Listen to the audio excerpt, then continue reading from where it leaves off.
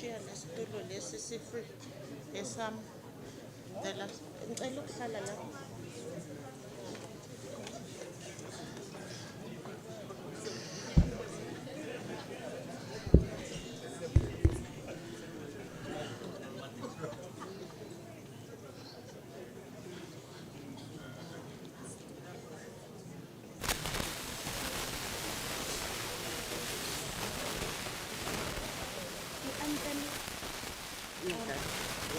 Okay.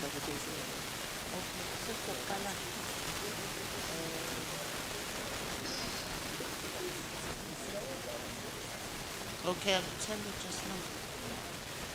Okay, good morning. Can we please settle?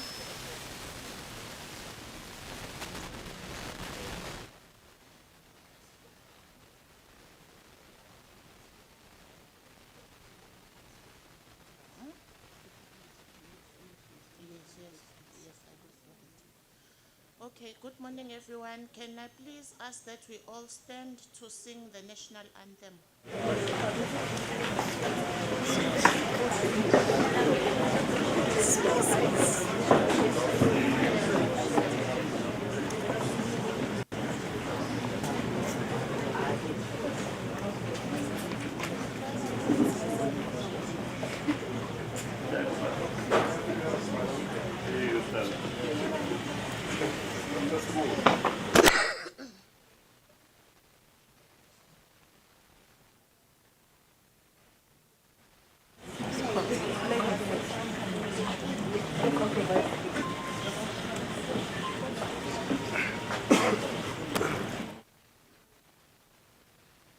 Okay, if our recorded one is not working, can somebody please start?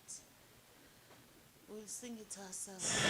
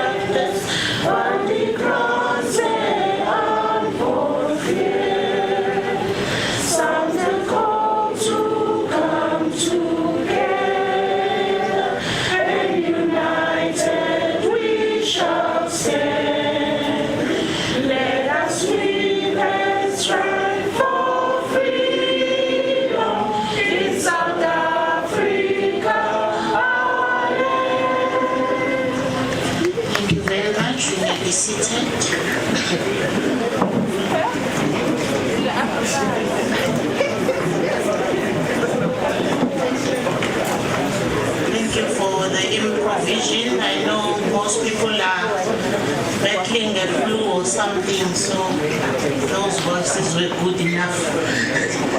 My name is Gugulethu Zwane. I am the Acting Director General for the Department of Science, Technology and Innovation, and I will be your Program Director for the day. I would just like to welcome everybody. I would like to acknowledge the following people that are present among us. Our Minister, Professor Blake Nzimande, who is the Minister of Science, Technology and Innovation. Our Deputy Minister, Dr. Nomalungelo Gina. I would like to welcome Honorable Executive Mayor, the Mayor is not here, but they are represented by MMC, Councillor Lusenga. I would like to welcome Mr. Ernest Jele, who's acting Bombela Municipality Manager on behalf of the Executive Mayor as well.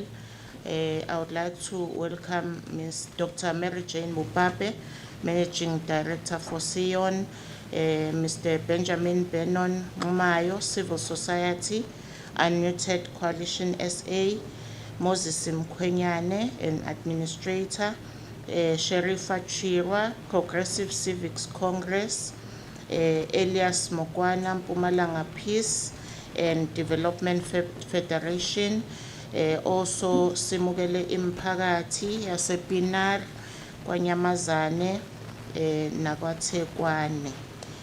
Also welcoming all other colleagues that are here from the department, from our entities, and other scientists in the space of the oceans economy.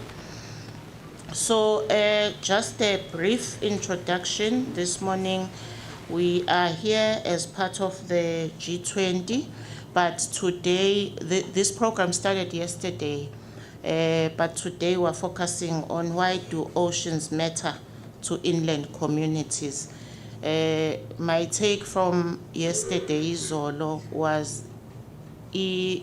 interconnectedness as society. Ukuthi yonke into ixhumene, whatever we do, we need each other to survive, and so is our universe. So you may be sitting here uzibuza ukuthi eMpumalanga inland i-ocean ikuphi, but ikhona imfula zikhona nezinye i-stream ezi-interconnecta the whole system. Kuningi okulapho okumele sikufunde. So this is an outreach program ukuzofundisana ngemnotho ekhona nezinye izinto in the oceans economy. Hence we are here. This is the outreach program ka-Minister, specifically looking at the oceans economy. So please relax and enjoy your day. If you are looking for, I'm not sure whether those are the only ablution facilities that side, or there's also some that are outside. That gentleman over there is doing this, so probably we can ask him if we need further direction. Just relax, enjoy your day. There will be people around to assist with whatever you need. Can I then ask Mr. Lusenga, who's representing the mayor, ukuzosamukela? Thank you, sir.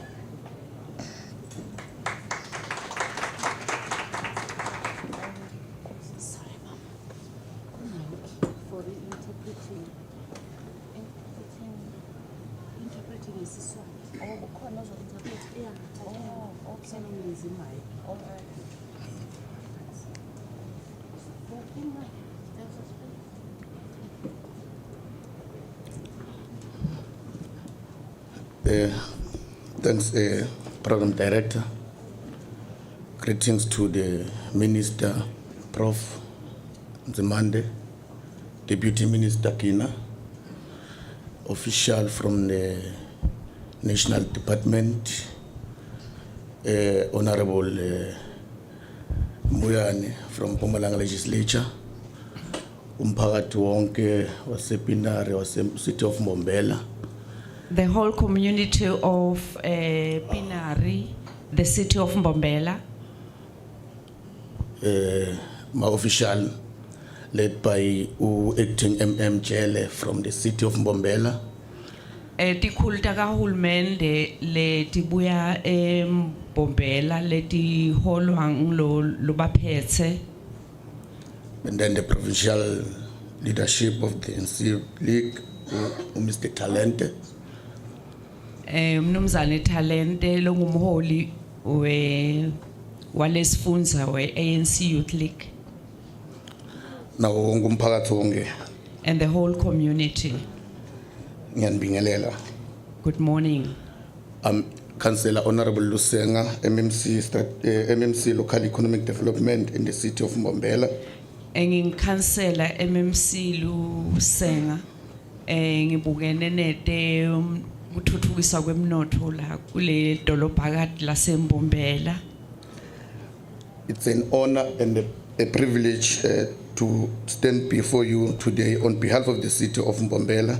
Ngidiva ngihlonipheke kakhulu ukuthi ngime la phambi kwenu namhla ngimela idolobha laseMbombela, A vibrant growing hub in South Africa, Mpumalanga province.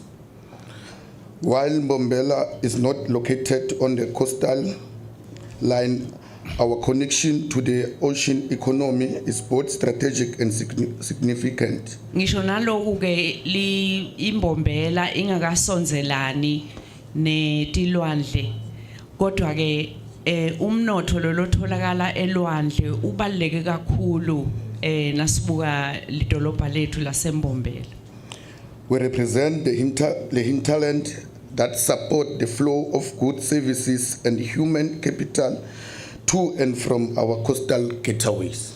Ngithi ke la eMbombela lelesi sekela titilo letihanjiswako letiswa le khona le la kunelwandle khona tisuka nganeno eMbombela.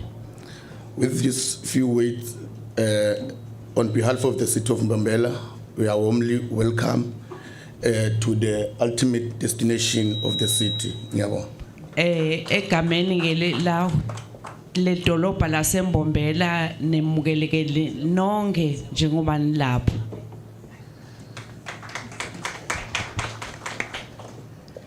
Thank you very much, sir, for welcoming us. Siyabonga kakhulu babe ngemagama akho ekusemukela.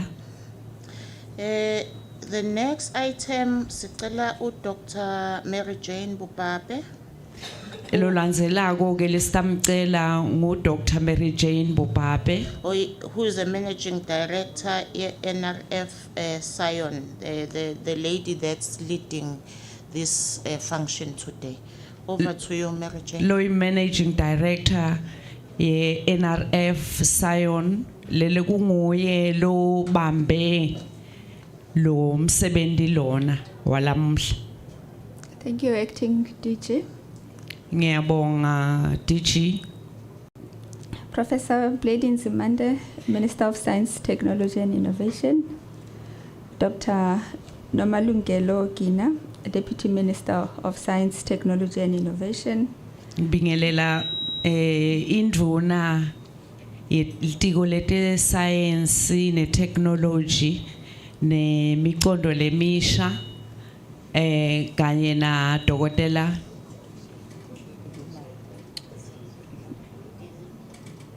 Gina. sorry Dr. Nomalungelo Gina. dokotela Nomalungelo Gina lohamba naye. Okay, the Honorable Executive Mayor, Councillor Magusha, who is represented by MMC Councillor Lusenga. Ne lo hloniphekile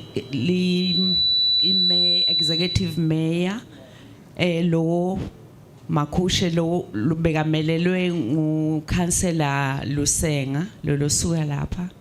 Mr. Ernest Jele, the acting Mbombela Municipality Manager. Lo bambele lo phethe I municipal manager yaseMbombela. And ladies and gentlemen, allow me to state all the protocols that have been observed. Ngicela ke bekunene ningivumele ukuthi ngivakalise konke kuhlonipheka kwalaba labakhona lapha ngihambise ngendlela yakhona. Distinguished guests, esteemed colleagues, community leaders, tivakashi tethu letibalekile kanye nebalingani bethu labakhona lapha. Ladies and gentlemen, good morning. Bekunene ngiyanibingelela. We are grateful to have such a powerful collective of leaders Siyajabula kakhulu ke ukuthi sinebuholu lobuphuma embili lobula emkhatsini wethu namuhla. scientists, educators, Bo science, bo bafundzisi, and most importantly, to have our communities here with us today. ikakhulukati ke nekuthi umphakathi wakithi ube la emkhatsini wethu namuhla. Today is about bridging the blue and the green.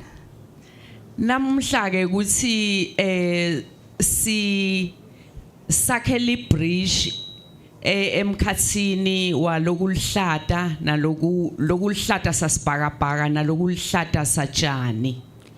We are gathered here in the beautiful Lowveld Botanical Gardens, far from the coastline, Sihlangene lapha ke kuma botanical gardens lamahle kakhulu indzawo lekhashane kakhulu nale elugwini lwelwandle. to ask and reflect on a powerful question. Kuthi sibute futhi siphindze sicabange ngana umbuto lobalekile. Why do oceans matter to inland communities? Kungani tilwandle tibalulekile emiphakatsini lehlala ekhatsi nelive. You will hear from experts today who will unpack how actions at home Sidawuva ke kubochwepheshe namhla labatawukhuluma basichazisele kabanti ukuthi umuntu lohlele ekhaya naye angafaka kanjani sandla. Yeah, so your actions at home, at school, and on your farm influence the health of the marine environment. Ekhaya esikolweni kumbe eplazini ukuthi lokho lokwendako kunemthelela longakakanani kutemvelo. We will highlight how the ocean affects rainfall. Sitawuchaza nekuthi lwandle lufaka njani isandla ekuneni kwemvula kuze kune imvula.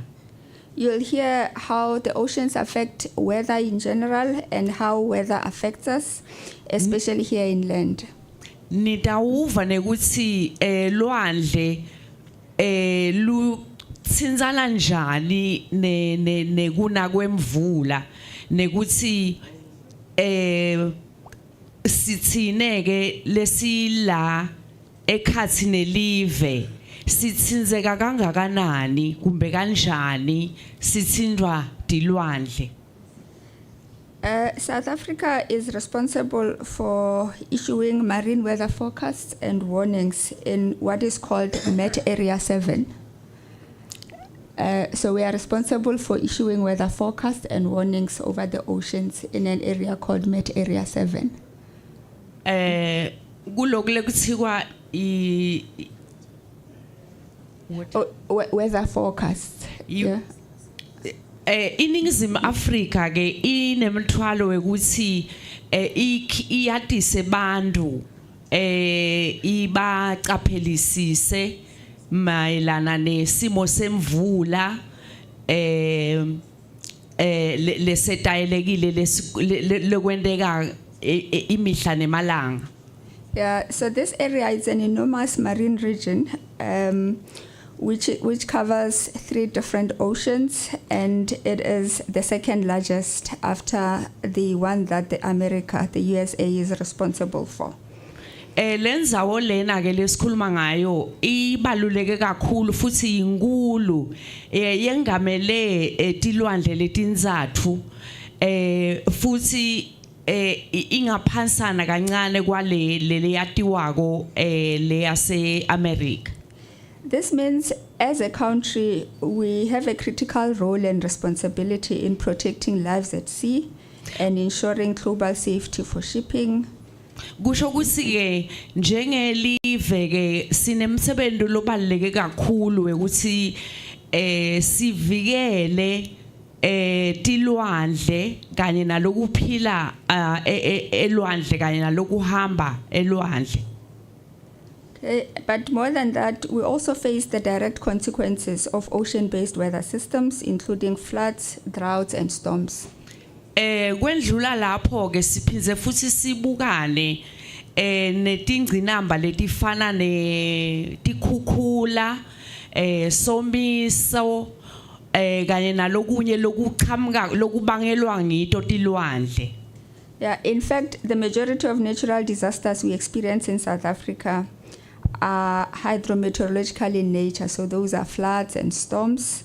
Ikakhulu ke tinhlekelele lesivame kubukana nato la eNingizimu Afrika tinhlekelele letiphathelene letidalwa imvula letibanga ukuthi kube netikhukhula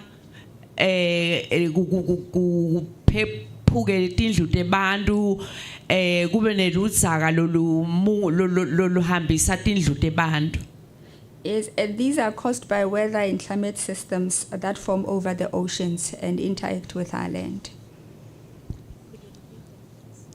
So the extreme weather events I mentioned that are caused natural disasters, they are caused by weather systems and climate systems that form over the oceans and interact with the land. Letinhlekelele lesengibala ngato ke letengcelele lesengikhulume ngato tibangwa nguloku uhlangana kumbe budlelwane lobukhona esibhakabhakeni kanye nase etimvuleni esibhakabhakeni kanye nasetilwandleni. Okay, we hope that through this event today we will all understand that science is not distant. We live and we experience it every day. Siyethemba ukuthi ngalomcimbi lesiubambe namhla ke siconzisise ukuthi manje iscience akusiyo into lesekudzeni nathi yinto lekufuneka siphile nayo emalanga nemalanga. Let today not be just an event. Let it be a conversation starter in our homes, classrooms, and traditional councils. Asendeni ke ukuthi namuhla kungabi nje lilanga ngumcimbi lo endlulako lesitawukhohlwa kusasa kodwa ke lo mcimbi wanamuhla awube yinto letawuqala inkhulumiswano emkhathini wethu etikolweni emakhaya la sihlala khona kumbe nase la kuhleti khona baholi benzabuko. Thank you. Ngiyabonga.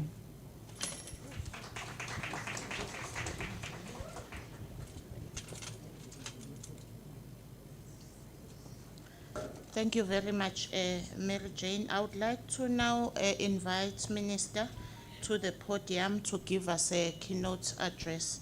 Thank you, Minister. Siyabonga kakhulu dokotela. Lesikhatsanyalo sesitawucela indvuna ukuthi ite ngaphambili itosinika inkulumo yayo.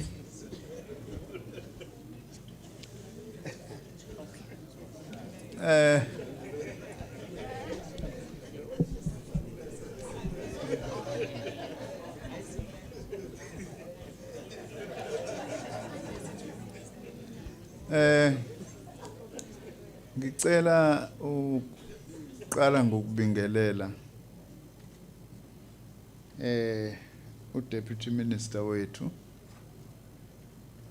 umam Nomalungelo Gina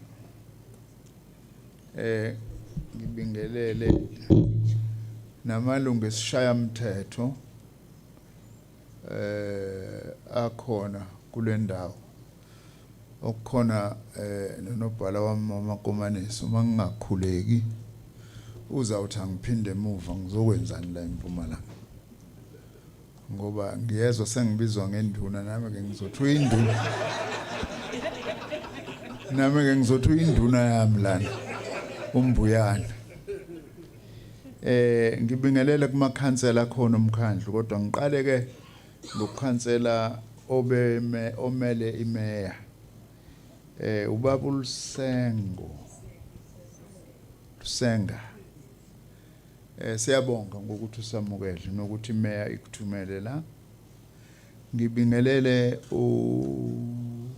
uqondisi jikelele wethu umama Guguzwane osiphathele lolu hlelo nezinye ikhulu ezisebenza kulomnyango wethu wezobuchwepheshe nobuciko ngiyakuzwa uTolika kahle ave sinenkinga ngalezi minyango wami namagama akhona axake ukwenza ngoba asinawo ngesintu ngiyabonga impela uzame kakhulu kodwa ngithe ngizokhuluma ngesintu ukuze sinqamule isikhathi sokutolika kodwa hayi ngiyalincoma lelikhono lakho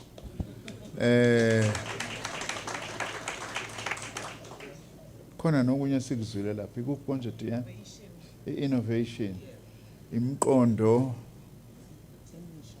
omusha ususiphile nathi enye indlela yokuchaza lo mnyango wethu ukuthi ubhekene ngani angizukuba mude ngicela nje ukubonga kakhulu kuwo wonke amalungu omphakathi akhona la namhlanje ukuthi namukeleke ngempela kulo umsebenzi esiwenzayo nesize ngawo kule province yaseMpumalanga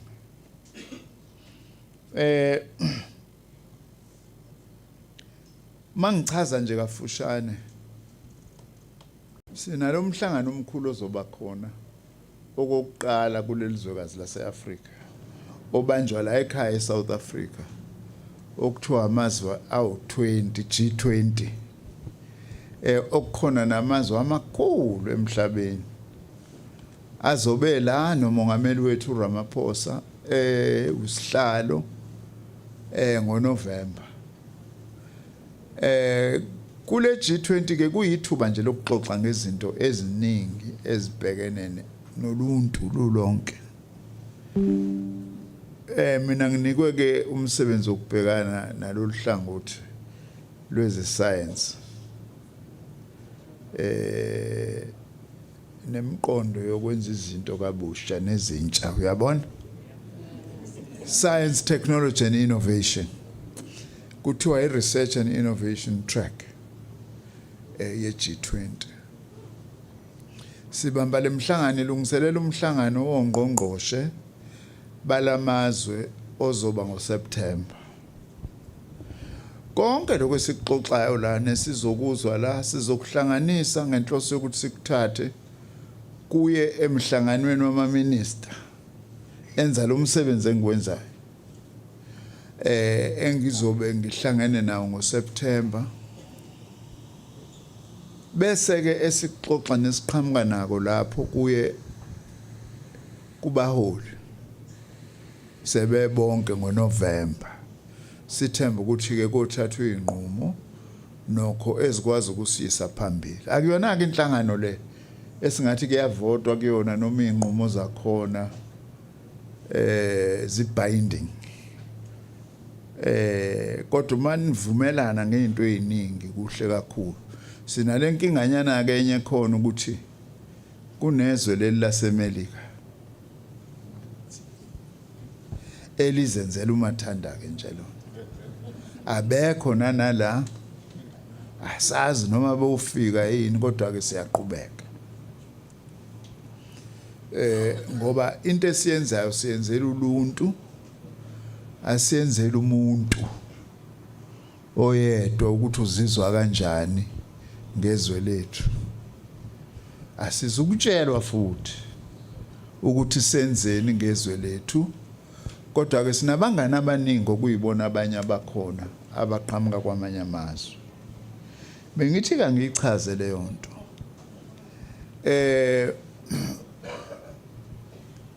umama la osekhulume phambi kwami useyisho yonke lento bengithi ngizoyisho ubungathi ubufunda le speech sami usungenzele ukuthi umsebenzi wami ube lula kodwa akeke ngisho kanje Sifika izolo la eMpumalanga sasane usuku lweAfrica, Africa Day. Mhla 25 May usuku lwezwekazi lakithi lwaseAfrika. Ebesino chwepheshe bethuke nabanye bathi ingcitha buchopho. Sixoxa ngento ezahlukene ngakulomkhakha wethu. Sase sithi namhlanje sizongena kulolu daba lolwandle noma ilwandle nokubaluleka kwazo. Kuchaziwe ukuthi kungani size la ngoba umuntu uzothi luphi ulwandle eMpumalanga ngoba kho lwandle eMpumalanga. Sithemba ke bambuyane nolwakho ulwandle ngelinye ilanga la eMpumalanga. Kodwa ke noma ningakabi nalo kukhulu ukuxhumana phakathi kolwandle nezwe lethu nje lilonke. Ngoba ulwandle njengoba kushiwo lwenza izinto eziningi. Ulwandle luhambisa impahla esizithengisa kwamanye amazwe lulethe nezinye impahla esizithenga kwamanye amazwe. Sekushiwo futhi ukuthi ulwandle lunomthelela kwisimo sezulu. Nanokuthi umoya lo esiwuphefumulayo oxygen u50% wayo usuthatha olwandle. Leyo nto isho kubaleka likhulu ngoba enye into uthina esila nje eMpumalanga umfula wethu omkhulu la umgwenye uchithela olwandle. Uma sifaka oplastic laba esibajikjele emfuleni sithi hayi siyalahla bayahamba sona into eziningi ngoba bagcina bephelele olwandle. Kusho ukuthi ke kuthinteka nomsebenzi wolwandle owenzayo ngakwezomnotho nakwimpilo nje yethu. No fish ngoba ufish uma bedlala abo plastic bayafa. Okusho ukuthi ke abantu abangekho eduze nolwandle bacishe bathinteke njengabantu abaseduze nolwandle mayelana nokuthi ulwandle seliphatha kanjani. Ulwandle aliphathwa kahle abantu abaseduze nalo kuphela. Nathi la ngezinto esizenzayo nangokuxhumana ngokwemfula nangokwezinye izinto kwenza ukuthi lokho kubalekile. Yingakho ke nalomhlangano usubambelela kulezi ingadi okuthiwa iBotanic Gardens. Ayiningi lethu ke bazi ukuthi iBotanic Garden uphatha ithawula lakho ufike ulidlale phansi phathe le cooler box yakho nikhululeke nibe nepicnic niwumndeni. Kubalekile lokho ukwenza ngisho ukuthi akubalekile. Kodwa inhloso enkulu yama Botanic Gardens ukubhekelela okumilayo noma okutshaliwe ezweni lakithi. Mhlawumbe mangazama ukuyichaza ngenye indlela lento. ISouth Africa iyenye yamazwe ku-top 5 emazweni anento ezimilayo ama plants amaningi nanhlobonhlobo ngalendlela. Botanic Garden iyayibheka ke lezo zinto. Kodwa ngokoso science sisahlaziye nje u5% kuphela. Uyinto ezimilayo la eSouth Africa esinazo. U95% asikakawenzi lutho. Ingakho kumnyango wethu enye into obuye uyenze sisebenza nezinyanga. Ubaba wami kwayinyanga. Ngacabanga ukuthi uma eseshonile ngoba nezikhwama akayishiyanga kumina. Wazishiya kubhuti wami omdala ngacabanga ukuthi ke ngihlukene nendaba yenyanga. Nangokumongameli uRamaphosa sengifaka kulomnyango. Hawu uma ngifika kulomnyango akuthiwa minister kusetshenzwa nezinyanga la ngithi awu wavuka unzimandi inkosi impela. Into yenza ukuthi sisebenze nezinyanga ukuthi luningi ulwazi olukubantu bakithi. Lokho sithi indigenous knowledge. Okungafanele sikubukele phansi. Uyabona nje mina nginama sinus. Kukhona into eyingisize ikakhulukazi uma ngizohamba kakhulu ngigibela ibhanoyi okuthiwa iimmune mhlamba abanye bayayazi la. Ngisanda kunaka ukuthi immune iyatholwa izinyanga zaseshayina umuntu waseshayina loyo okwatholakala ukuthi unalento yokubhekana nokucinanelwa amakhala. Sinazo ke nathi la izinto eziningi khona leli khambe belisebenzisa ngesikhathi seCovid. Umhlonyana. Inama qualities leyanto. Kuningi ke nokunye sesikutholela ukuthi nogwayi lo okuye kuthiwa ugwayi olubaba omkhulu oluhlaza. Nawo siyawutadisha. Ningasho ukuthi sifike sithi kancane eceleni. Siyawufunda ukuze sazi ukuthi sesitholile ukuthi onento eziningi ezisizayo empilweni noma ubuye udakadakane nje uma uhogela kodwa kuziningi ezinye izinto kunemithi eminingi kuna nalento ekuthiwa ama cosmetics eziqhamuka ensangweni. Ingakho kwesizela ngoba enye indlela leyo yokuthi kumphakathi wethu sichaze ukuthi i-botanic garden yona le iyini yenzani ngale kokuthi sibuye siyisebenzisa ukuza ngemndeni siphethe omakhula box namathawula sihlale kube mnandi sipicnic. Ngithi ke angiyichaze lento uma ngibuyela ko olwandle kodwa ke bese kuvele kushiwo njalo ukuthi kunokuxhumana phakathi kohlaza lolutshane nehlahla nohlaza lolwandle ngoba iweather iaffectwa ulwandle kakhulu. Ukuzeke kusho ukuthi ke sinamanzi enele emvula noma cha silima kanjani senza kanjani ngoba umunye umsebenzi wenziwa lo mnyango wethu ukuzama ukubuka indlela zokutshala ezintsha ezingasebenzisa amanzi amaningi ngangendlela esiwasebenzisa ngayo manje angazi noma ngezwakala ngoba izwe lethu alinawo amanzi amaningi. Sisenenkinga ke nje yokuthi ngisho nalawa khona ayachitheka. Wona lawa ahamba engena empompini ayalahleka 58% yamanzi ethu ayaphuma lahleka okusewumsebenzi omkhulu kwesinawo siyohulumeni kusukela kophezulu kuzwelonke kuzofika kohulumeni laba babaleke kakhulu basekhaya omasipala ukuthi sisebenza kanjani ukuyilungisa lento. Angifune kuba mudeke bengithi ke angisho leyo nto. Uma ngibuyela ulwandle esinalo esingathi olwayezwe lethi South Africa lungaphezulu komhlaba wethu lo wase South Africa. Ngazoma ngezwakala ulwandle nje selicontrolayo esitho lwase South Africa luningi ludlula umhlaba lo esiphila kuwo. So niyayibona nje leyo nto ukuthi uma kungathi ulwandle lethu seliphatha kahle silisebenzisa na kahle ukuthuthukisa umnotho wethu sigwilika impela nje. Ukuhlupheka ke sixakwe ikona lokhu ukuthi ke sinale nqubo yethu esinayo okudla abantu abambalwa abantu abaningi bangadli lutho badle kancane lento nayo kufuna ukuthi siyiguqule. Ulwandle lwethu kuthiwa olugudla nje izwe it's 2850 kilometers yinde leyo ndlela. Sinelwandle zingakho lelwandle zethu ngoba nibuye ningitshele nami into engingazizwa.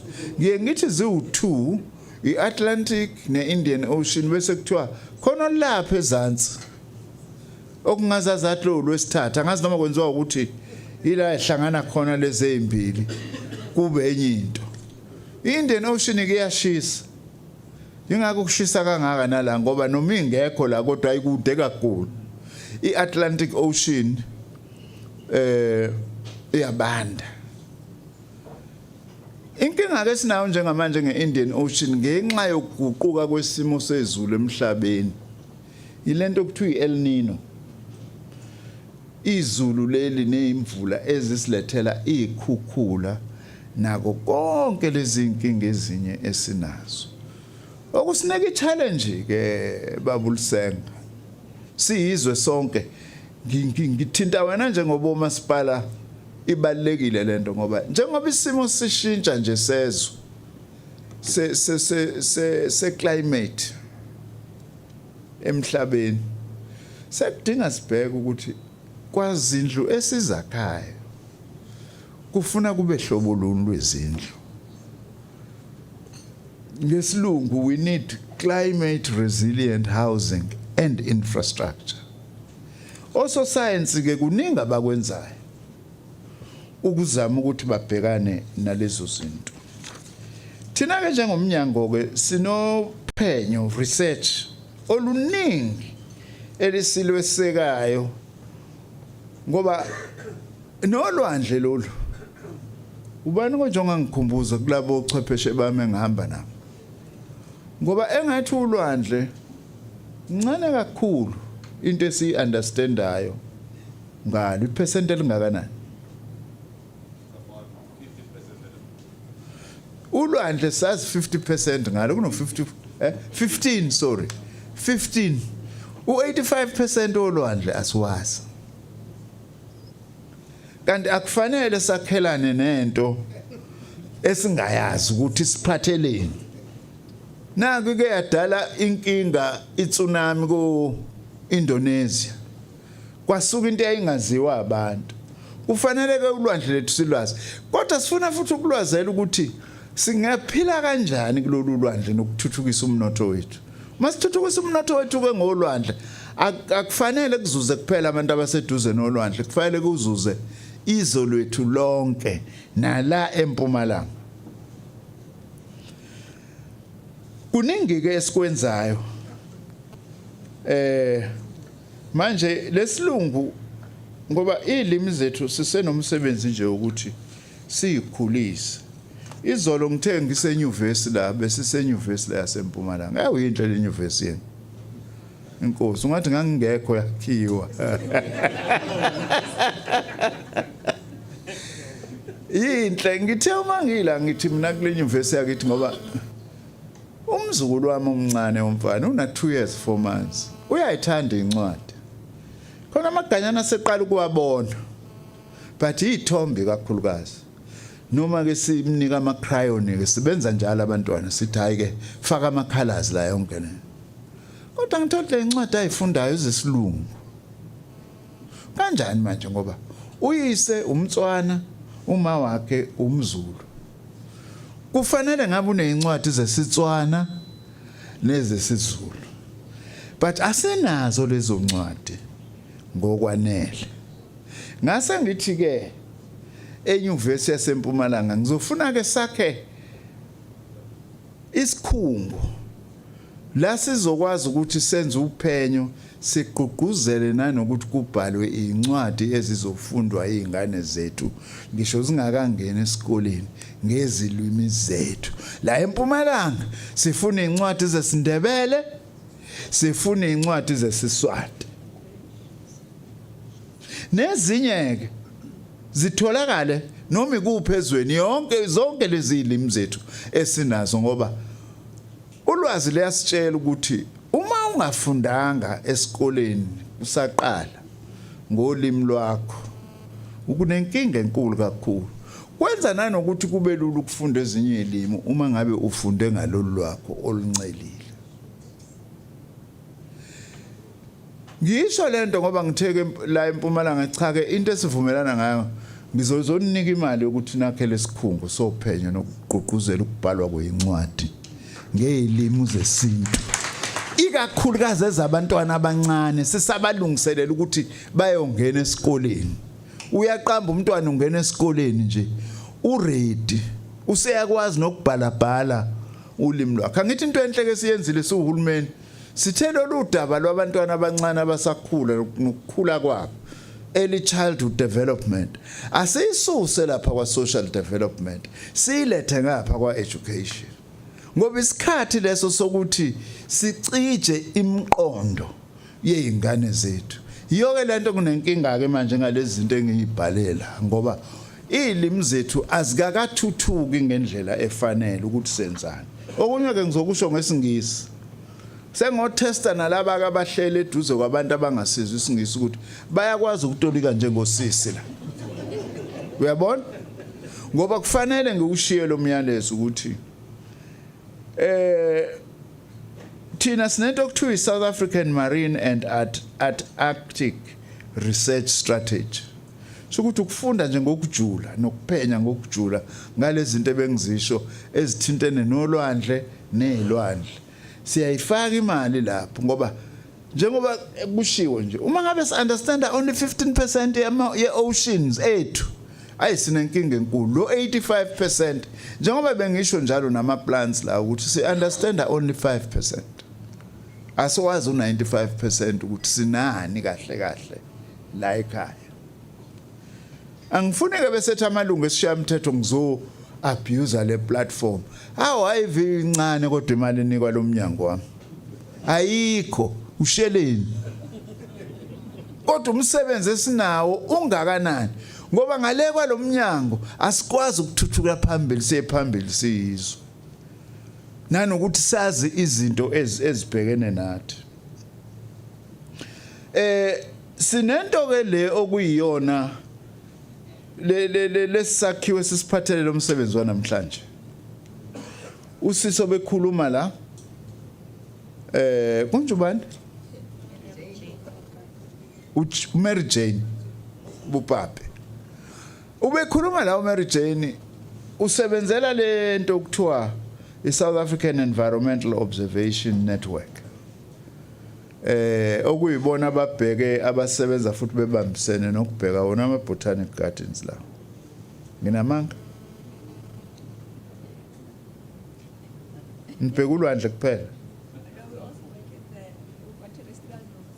yeah ninezinto ezinhle enizenzayo ingxenye njalo yomnyango wami awuvumi ubukeke ngathi mncane lo mnyango unemali encane kodwa umsebenzi owenzayo uyisidudlu ngapha ngoba umsebenzi odingekayo.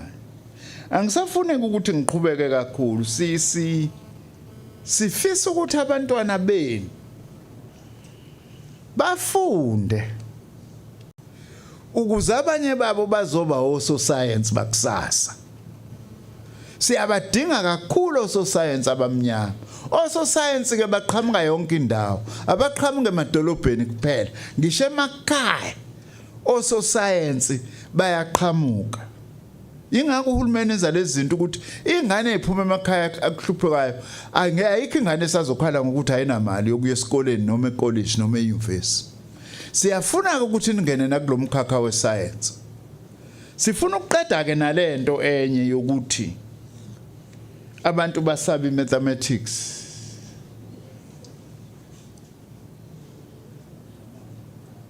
Nescience. Ngangingayisabi mathematics maye babo. Ngayenza ka matric. Abantu baye bathi uma bengibuza ukuthi ngayiphasa yini ngayiphasa kangakanani ngithi hayi ngathola uA mina ku mathematics. Yeah, ayinzima manje. Kusho ukuthi wawuhlakaniphile wendoda. Ngebe ngithi cha. Iqiniso ngayathola uD. Kodwa ngendlela engangiyisaba ngayo mathematics lo D lo kimina ufana noA. Ingakho ngithi ngathola uA ku mathematics. Sicela ke nothisha omkhulu bakithi ake niyeke lento ukukhipha ingane nesingakwazi ukufunda iphase ku pure mathematics nithi niyisa ku maths literacy. Ngoba nifuna ukunyusa izibalo zokuphasa. Uzoyinyusa izibalo zokuphasa zesikole sakho kodwa uncisha iningizimu Afrika labo so science sibafunayo. Abazosilekelela ukuthi sikwazi ukufunda lo 85% olwandle esingawazi ukuthi unani nezinto zethu ezimilayo la eziwu95% esingakazazi.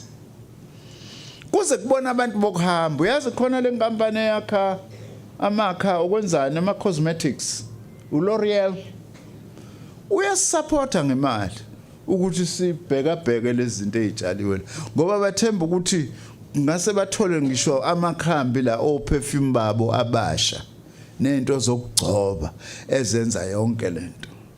Ingakho ngithi uLoreal akathe sinika imali kodwa futhi asihambe nezinyanga zethu ngoba izinyanga zethu kukhona ezikwaziyo ngale abanye bethu abangakwazi. Thina ke siyakuthatha sikufake laboratory bese siyakutest ukuthi yini le yenza ukuthi uyabona nje mina ubaba ngimkhumbule manje ngoba lama sinuses ami abengenza ukuthi ngithimule very badly sneeze abese nginika umuthi athi sniff njengesnuff bese ngithimlisa worse ngithi kodwa ubaba unginikelani lento ngoba vele ngihlushwa ukuthimula kodwa la konqamuka khona kuthi dwi kuvuleke namakhala ja ikhona lento manje akasekho ngisakaze kufanele ngithola ubhuti ngimbuza ukuthi webhuti lo muthi esasunikwa ubaba ukuthi siubheme usenawo yini lapha ekhwameni ke ngize nawo ke la kulomnyango wami manje ke sizobheka uma ngaba sikaze siubheka ukuthi unani lo muthi kahle kahle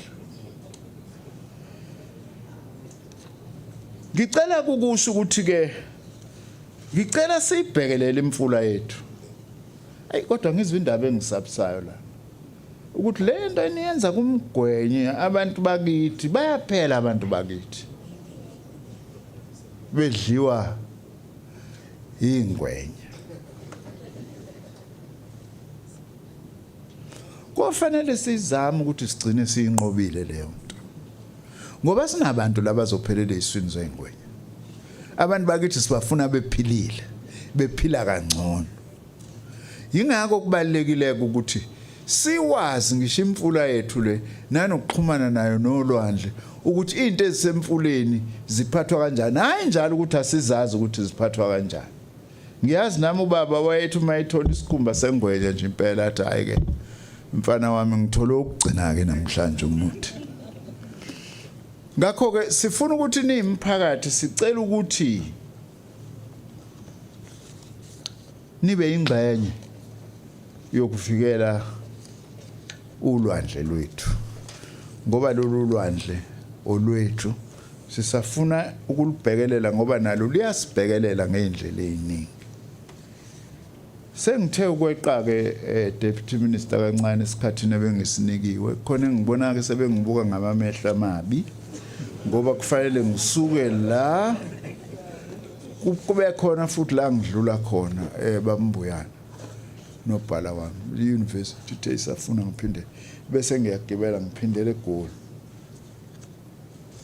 ngiyaxolisa ke mphathi wohlelo DG uma ngithe ukwanda kodwa ngixolisa nakusompiso ongibhalele le speech bengisitolika kuseyisona nongasho ukuthi akusona bese ngisitolika nje ngisikhuluma ngesintu ngoba isiZulu siyezwakala la eMpumalanga ngoba sihlobene neSiswati sihlobene nesiNdebele sihlobene nesiXhosa ngibonga kakhulu ngicela ukuthi lolu suku lube mnandi lube luhle nihambe sekukhona nikuphethe la emakhanda ebeningade kungekho kade nifika la umsebenzi ke walomnyango wethu ukuthi ke sifuna abantu bayazi indawo abaphila kuyona nanokuthi kwenzakalani nanokuthi bangayiphephisa kanjani akubona njalo science ekugcineni abakwazi ukwenza indawo zethu ukuthi zibe safe zibe clean imphakathi ingakho sithe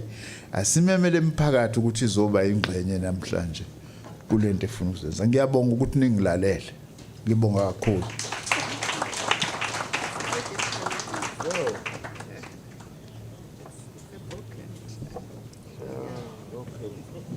hayi ke ngiyabonga naku ngiphiwa izinto la kusho ukuthi bathi angakafundi ngokwanele basanginike enye incwadi ekhuluma ngalento mina bengiqevuza ngayo namhlanje kanti kukhona nezinye izinto engingakazazi ningibongise bakithi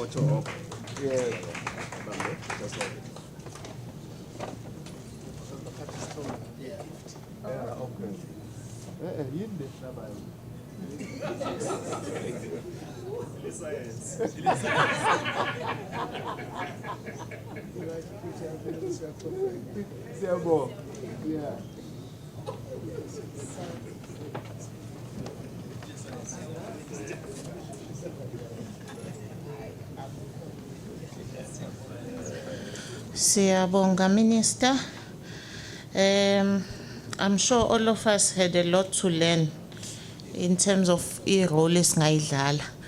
Sometimes ukubuke ukuthi it's other people responsible for into kanti nawe ukhona indima ongayidlala kakhulukazi ebantwini abadala sikhulisa abantu abancane Ngithande uMinister mechaza indaba yemfula ne-pollution ukuthi kuhamba kufikephi ngoba sometimes kulula nje ukuthi uyahamba endleleni bona umuntu ekhipha ibhodlela ngefastela uyalahla lelo bhodlela lakho khona la liyakhona la lizodamage khona something asiphumene engqondweni yokuthi khona abantu abaqashelwa ukucleana masingathatha lezo mali si-investe somewhere else so sonke sine role esingayidlala ukupreserve i-ecosystem yethu so sibonga kakhulu Minister. Our next item is gonna be ocean video and photo icebreaker by Mr. Joe Sibia and Miss Nomvelo Mapinda. Mnumzane Joe Sibia na Miss Nomvelo. Nkosatane Nomvelo Mapinda batasilethela ke lokulandzelako lekutawuba i-video ocean video or i-video lulwandle kanye ne-photo icebreaker. I'm not sure what that is kodwa ke bazosiguide. nalokunye lokuphathelene netithombe lebatasethulela kona. Okay. Siyabonga ke uMinister useyahamba. Siyabonga Minister for your presence. Sizosala siqhubeka nohlelo. Thank you. Over to you.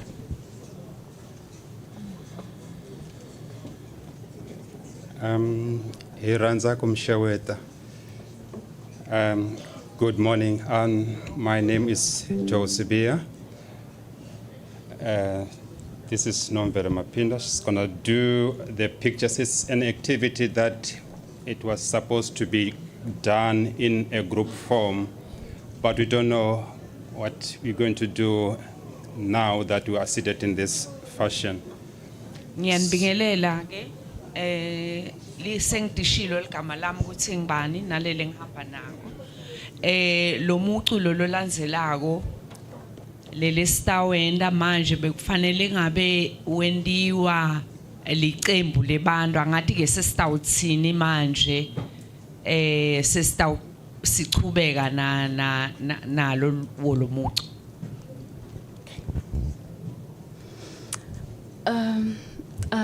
Molweni, Kamalam Nomvelo Mapinda, as Joe has introduced me.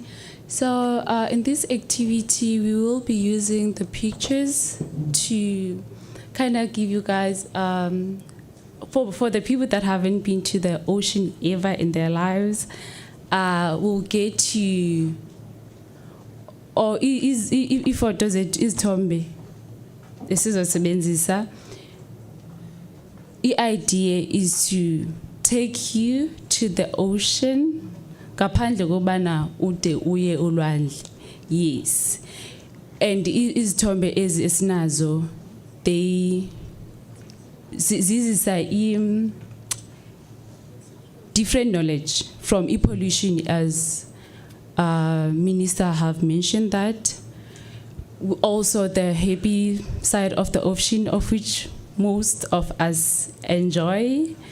Yes, okay, this is the first picture that I will speak on. By the raise of hands, I would like to see people that have been to the ocean. Ngicela kubona tandla.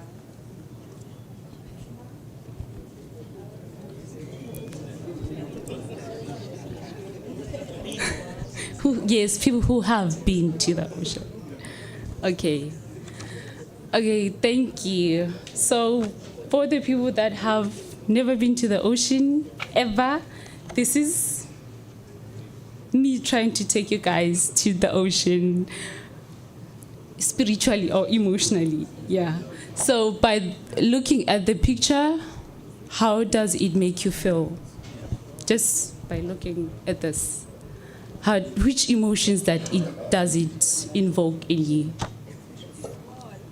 Oh, sorry, this is still. Oh, people can see. Too small.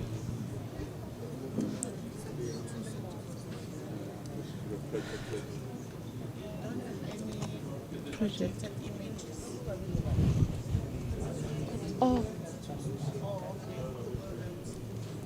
Okay, we will get the image projected to the.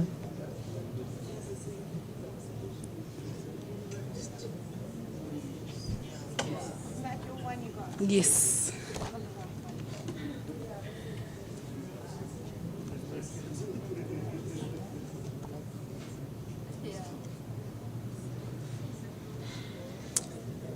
Okay, I'll go first. For me, I would say it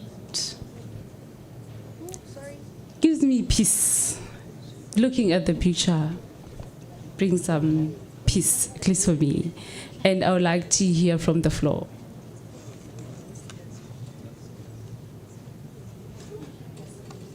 Anyone? It scares Okay, it looks scary. Okay. Very cool. Okay. Oh, also you can chat with your neighbor. I also asked my colleagues to distribute some of the pictures so that we can engage as a group.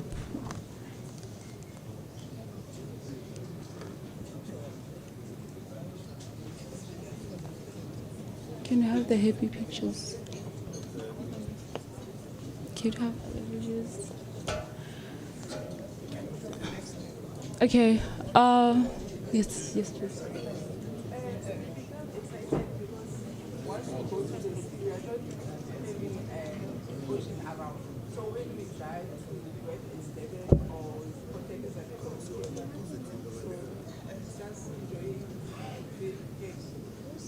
Oh yes, most of yes.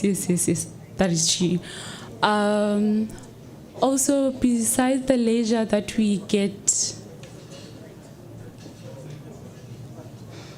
Okay, ngaphandle kolonwabo esilufumanayo ngokuya elwandle. Zikhona ezinye indlela benefita ngazo. And bakhona abantu abasazothetha ngezo zinto. Kodwa sinazo nezithombe that ezibonakalisa ezo zinto ezo. I'll give you guys few minutes to chat around about the pictures that you have. Then you can tell me if what the picture tells you, how does it make you feel, what do you think by looking at the picture. Then we can have a mini chat about the pictures. Yes.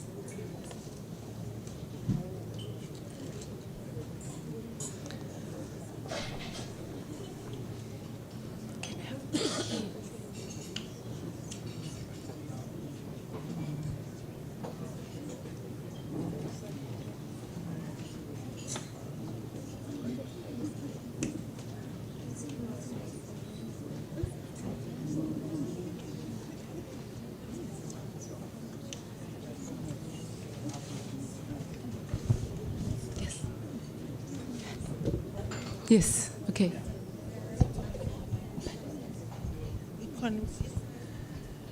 One, two, one. Okay. Sanibona. So mina ngile ngahlala eCape Town, yabo. So nangibona leti thombe leti ngikhumbula ama moments wami ase Cape Town. Bengithi uma ngabe inhlitiyo yami ibhlungu kakhulu ngive ngathi ngifuna ukukhala ngoba ngisekugcina sekhaya. If ngiya ku-ocean lesikhathi lamanda athi ngive ngathi uNkulunkulu uyangihaga or something. So ngiyakhona ukukhala moya wami bese uyehla. Mara lokunye lengikwade ukuthi baba wami every time uthi ngicela ungiphathe isigubhu se2 liter ngizogeza ngaso. It is true. Oh yeah, most of us okay, I'm also from inland, by the way. So when I happen to go to the ocean, I carry the bottle of water so I can take home. That's what most of us do. So yeah, thank you for that. Yeah, does it? Yes.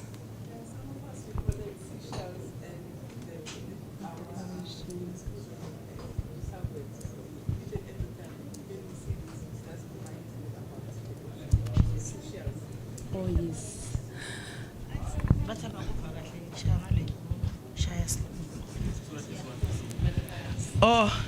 Most of the time when we visit the oceans, we collect the seashells. When we see them at our disposable carpets, so we become happy. It reminds us about the sea. Just the seashells. Thank you. Oh, thank you so much for that contribution. Does anyone else have more to add? Okay, thank you for your... Okay. Sanbanan, Yo. we must also remember what's in our black communities. It is believed because ukuyogeza elwandle awukuyawageza amabhadi.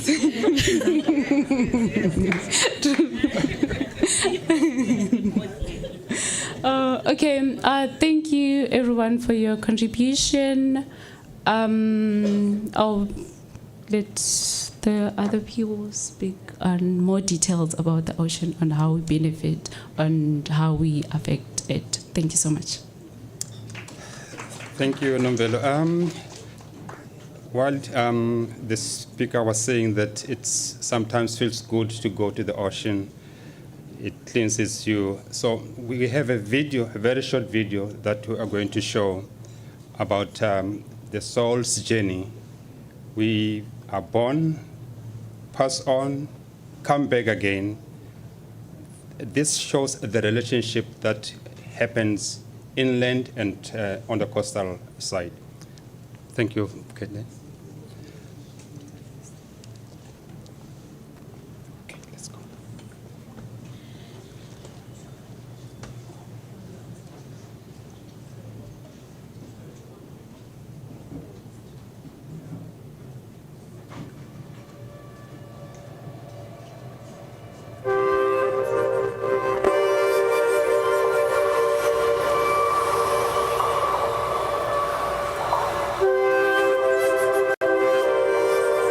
Yebo ngani yami.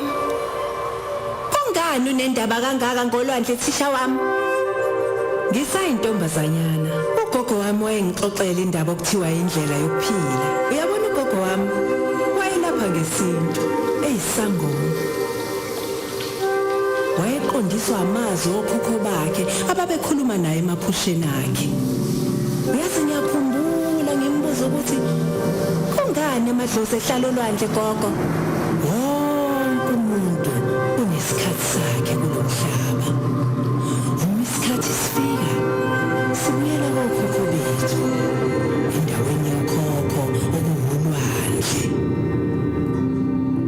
Emva kokuba umndeni wakho kumbele ngaphansi komhlaba, imvula icindezela umzimba wakho bese ikhama umphefumulo wakho uze uzalelwe ezweni lamaphupho.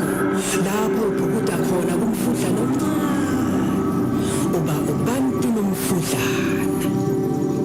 Njengedlozi elisalincane uzwa ingoma yomfula wokuphila bese ukhumbula ubuntu baleyo ndawo.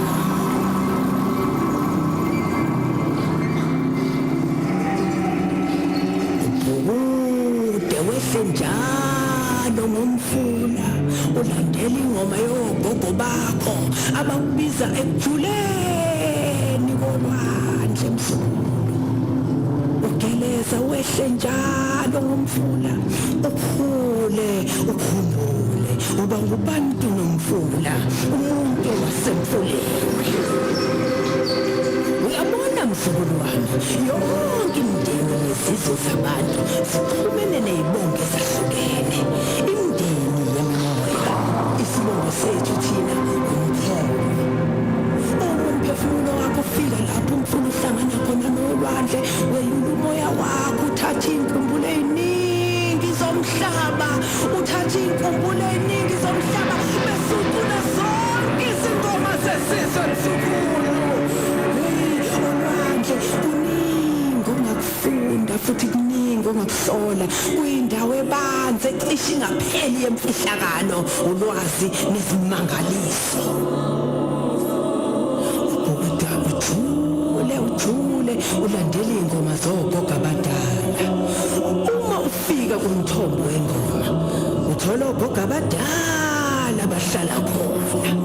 Uma uqala ukufika basuke belinde ukwamukela othando olujulile bazokwazi kahle ukuthi uyingane kabani uhlangatsheza nokhokho wakho ekulindile ekhalise kakhulu lapho ungena uba idlozi elikhulu idlozi lasemanzini wamukela izinkumbulo izinkoma namaphupho abantu bakithi msukulu uyokwazi zonke lesimfihlo kodwa ke leyo imfihlo yangesinye isikhathi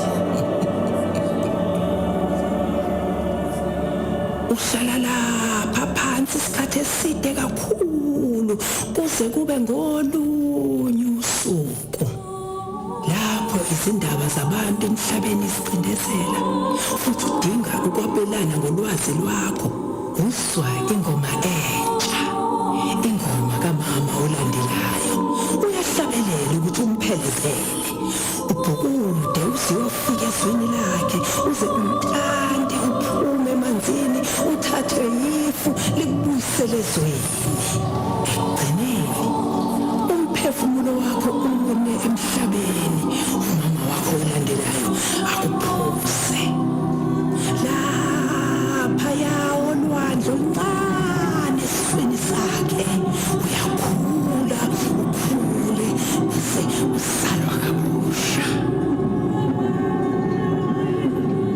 uyabona mfana wami njengokusho kagogo leli zulu wonke umuntu afuna ithikithi lendlela eyodwa kuya kulo alikho lapha izithunya zevangeli ezisithembise khona cha liphansi laphaya ngaphansi kwamagagasi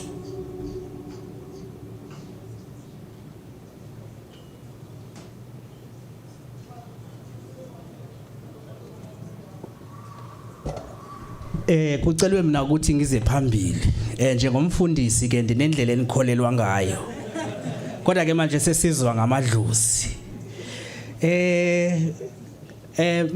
mangithanda ukunikhumbuza nje ukuthi uminister ngelixesha emela uye washo ukuthi ubaba wakhe ushiye ubhuti wakhe nesikhwama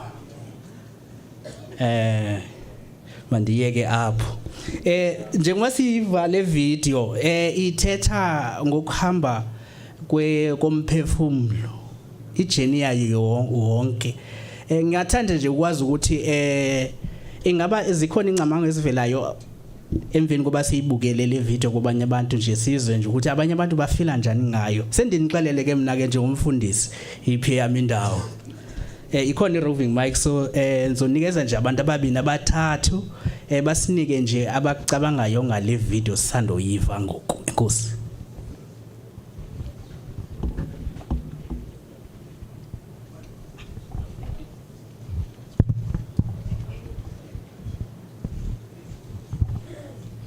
na sisandla phaya sanibonani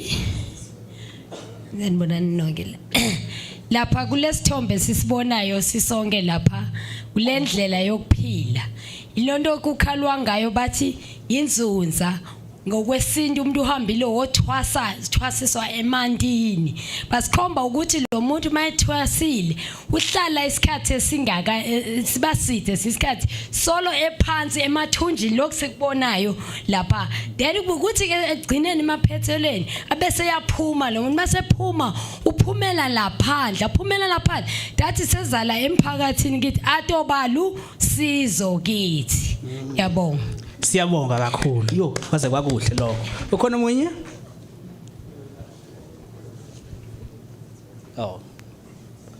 bakhomba ngaphi ukhona umunye all right one more lapha ngimile mina ngenda ngicabanga ukuthi la emhlabeni sinetinkolelo letinengi and esikhatsini lesiningi sometimes kuyasithikameta emoyeni, kuyasiconfuse ukuthi ingabe ngumuphi lokholwa loloku right na, ngabe ba Kristu, ma Hindu, ma Muslim, kumbe ngithi thina lesikholwa njengaloku lesibona lapha kule video, ukuthi umuntu uyatalwa afe ahambe ayongena elwandle ahlale aphinze aphume atalwe futhi kwesibili asathi uthi kangaki.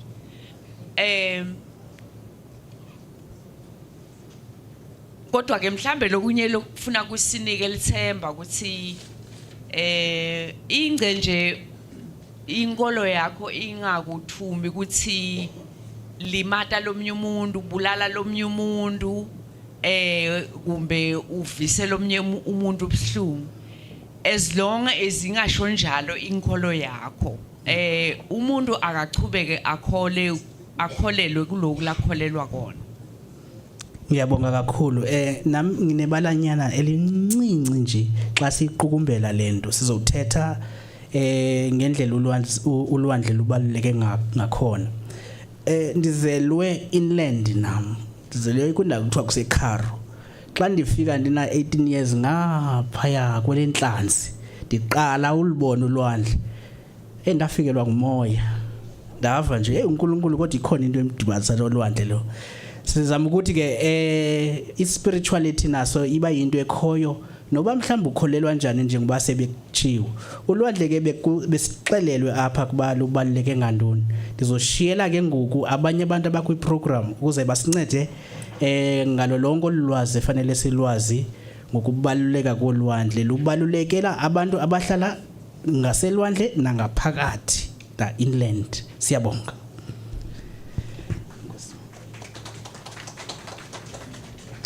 Siyabonga. Cela siqhubeke to manage time. Can I hand over to Miss Pumutso Rahimana and Caitlin Ransom? Bona bazospresentela exploring the Crocodile River and your influence on the ocean. If we can manage time.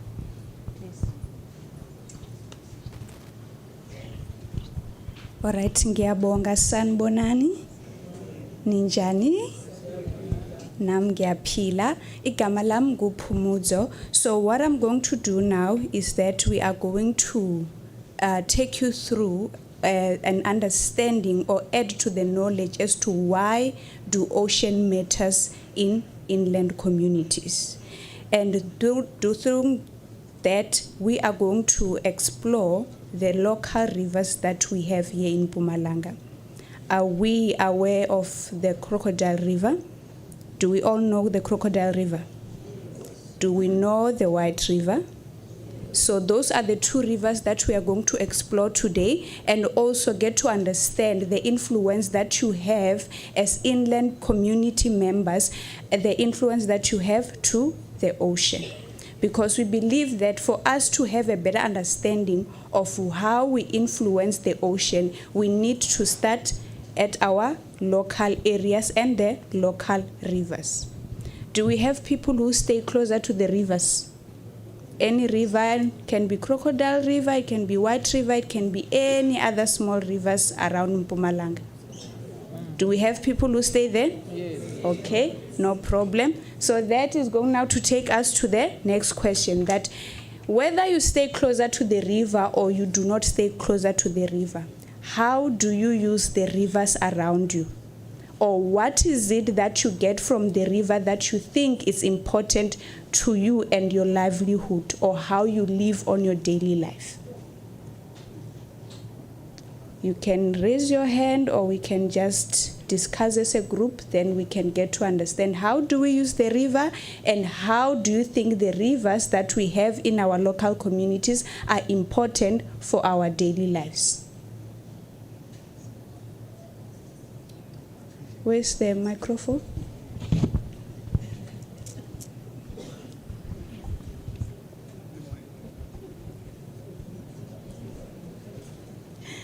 Okay, we need a microphone over there at the back.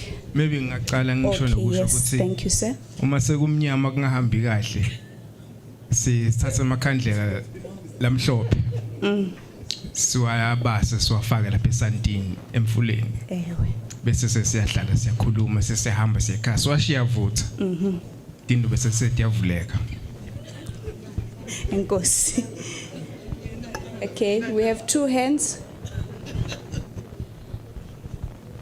Lokunye sikusebenzisa ngabe umuntu ashonelwe mhlambe indoda bamenza amasiko khona siyakusebenzisa naloko lapho. Enkosi. Siwasebenzisela kunatha tindo letiningi lesiwasebenzisela tona mara kutsi siwende kutsi ahlale aclean imifula letvutane nathi tihobodla funa singalahleli kuto maphepha amaplastiki mathini maphampasi ngoba uma silahlela la kuleti hobodla tiqhitsela emgwenya lamandi kumele kuphindze futhi siwanathi funa seneti hobodla tethu tihlale ti clean. Ngiyabonga mama. There's also a hand at the back. Sanibonani. Sinemvula usinceda ngalo ukuthi sithola lo moya lo fresh wasekuseni masivuka. Number 2 siyalima la eceleni kwalomfula sikhona ukunisela ngalamanda lomfula.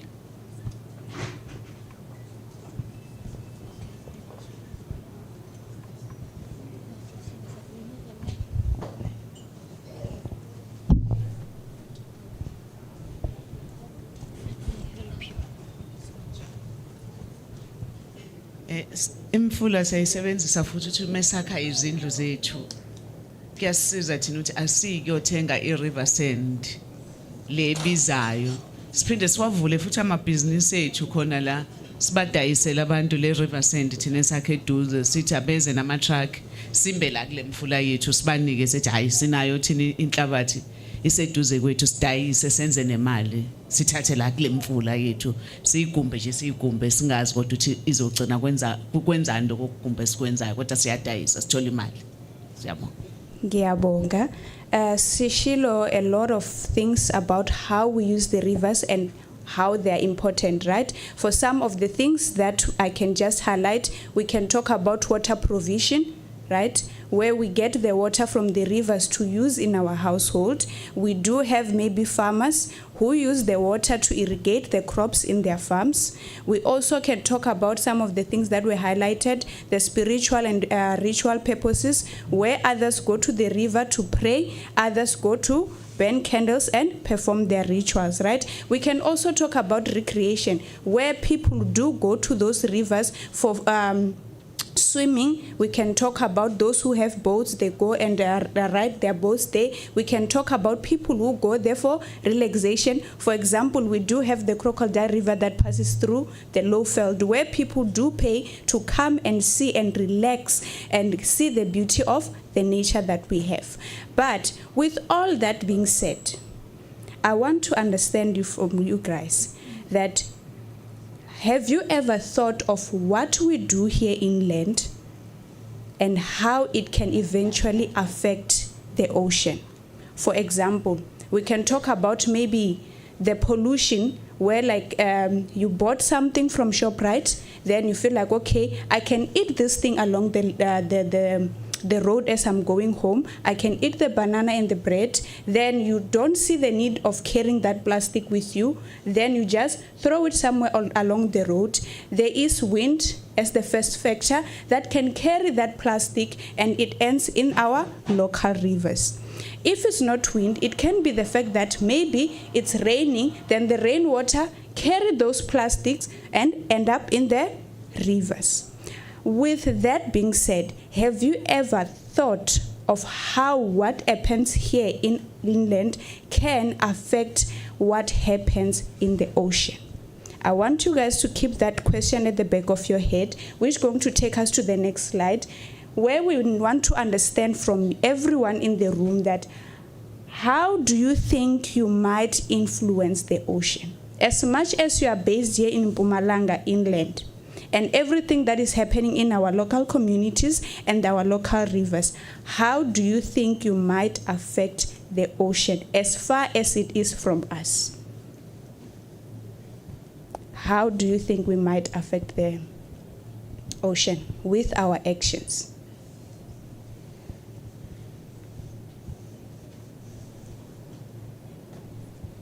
I gave an example of pollution where you can just discard your paper or plastic anywhere in the land, then it can get carried by water or wind, right, and end up in the rivers.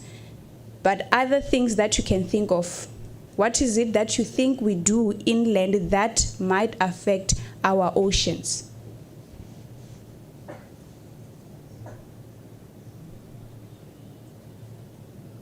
Okay, then we can keep those thoughts at the back of our head, and our next speaker is going to take us through that, and then you're going to get a better understanding of how we might influence the ocean as much as we are based inland. So I'm going to hand over to my colleague, Mamiri Mulipo. Thank you.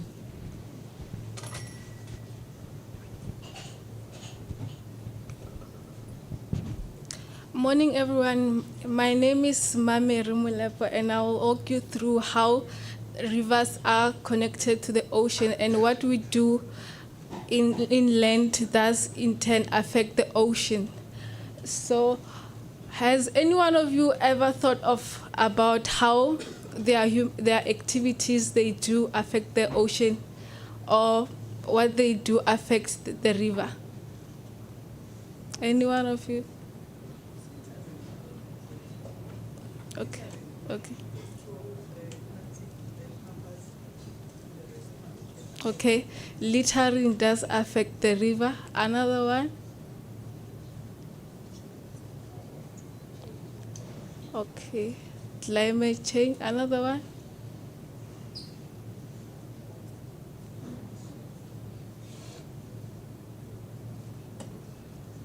Okay.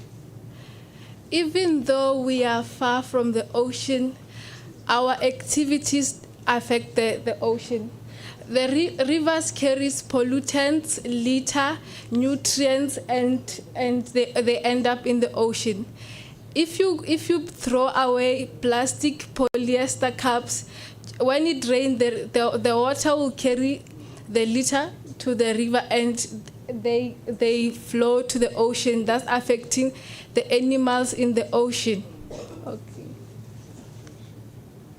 So today we are going to focus on two rivers, the Crocodile River and the White River.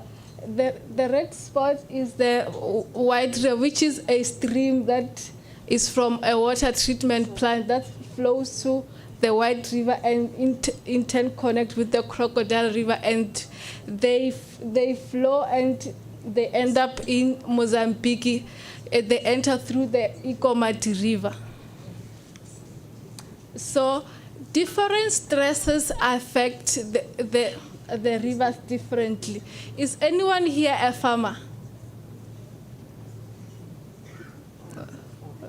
Okay, there is no farmer. Anyone? Okay, there's no farmer. Farming affects the nutrient in the river. Pesticides that flow during the rain, they end up in the river, increasing the nutrients in the river. There is also urban area and industrial areas.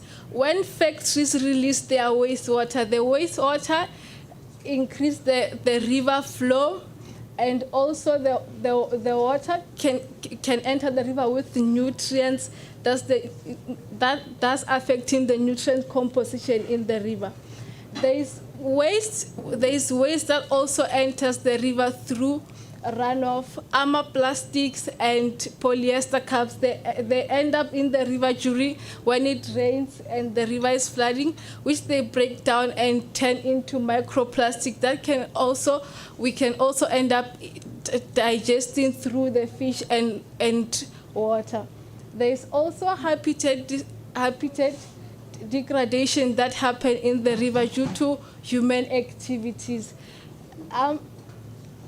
that's affecting aquatic biodiversity and animals and plants in the river. We have mining, as you all know, the crocodile river starts upstream where there is mining activities.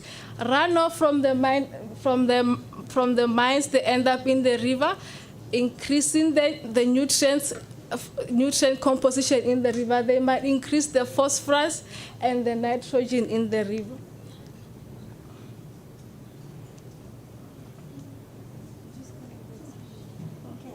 Hi everyone. Next person. We're having a bit of a relay here. Oh, sorry. I'm Caitlin. I just want to check. Are you guys understanding, or would you like us to get the interpreter to just go through a few things? I can chat through it and get a... Are you guys good? Okay, great. I just thought I should check. Okay, so this next bit here is we have a video.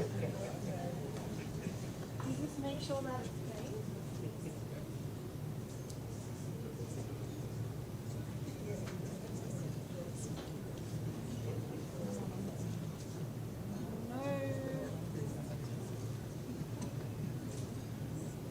Okay, the sound isn't our friend again, but I'll just walk you through what's happening here. So this is all these little lines here are rivers, essentially, and you can see those red things were things that we're doing on land ends up in the river, which ultimately flows to the ocean. So this one is specifically talking about this idea of nutrients. So you can think of it as your fertilizers and these things. We're putting extra stuff to get the plants to grow, but sometimes we put a bit too much that there's some that isn't used up. And that will then, as Mameri was saying and Pumutso was saying, it then often ends up in our rivers, which then gets used in our rivers, some of it, but some of it flows down into our oceans. So that's just kind of what we're trying to show from this video, is that what happens on our land influences our rivers, which ultimately ends up in the water of our oceans. Got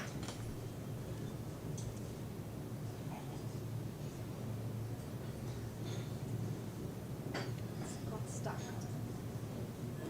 No, next one. Here we go. Okay. Sorry, I know you guys won't hear me if I don't stand here. I've been told I don't have a teacher voice, so I need the mic. Okay, so Pumutso was chatting about like how you influence the ocean and stuff. So now we're going to just take one step back of thinking about things that influence a river, because the ocean's a little bit far away and it's not always easy to think about. But if we think about our rivers, which is a few steps that way, we've got the crocodile. We can start thinking about some of the similar things that happen to our ocean and this link between land, river, and ocean. So we're now going to look at our river side of things. So there's a few ways that we can actually see what's happening in our rivers, and one of the ways is called mini SAS. So I know that's a weird word that you guys probably wouldn't have heard of before, but essentially what you do is you go to a river or a stream or anything, and you look at all the little kokos and bugs and things that live in the rivers there. So, and based on what's living in the river, you can kind of get a sense of, oh, it's pretty good, it's pretty healthy, or no, things aren't so happy here. And let's see, let me point over here. Can you hear me here, or should I move it? Thank you. Okay, so what we're going to do here is you look at, these are all kind of the little like kokos and bugs, types of them that you can find, and they're all given this sensitivity score, which is basically like how hardy it is. So if you look at something over here like these flies, they're pretty hardy, they can live anywhere. Whereas something over here like the stonefly, which has a high score, it is, can you still hear? Okay. Okay, some of them have a very high score, and they are really sensitive. They can only live in certain conditions. So essentially looking at who's living where, we can get a sense of this river's pretty, we haven't messed with this river too much, like it's pretty healthy, pretty natural. Or we can say, oh, we're not finding these things here. We've got a good sense that we've influenced it quite a lot and it's not necessarily how we would expect a natural river to look like. Okay, so Mini-SAS is a citizen science project, which means that anyone, any of you guys could actually go out and collect this kind of data, and I'll walk you through a little bit about how it's done, and upload it to their website for other people to use. So this is a map of where people have gone out and collected this data across the country, and I've zoomed into this area over here. So we can see there's a couple sites here around Mbombela and one up there near White River. So we're going to zoom into these sites a little bit and just chat through what we think is happening and why we think these rivers are healthy or not. Okay, so this is our first site over here. It's very close to where we are.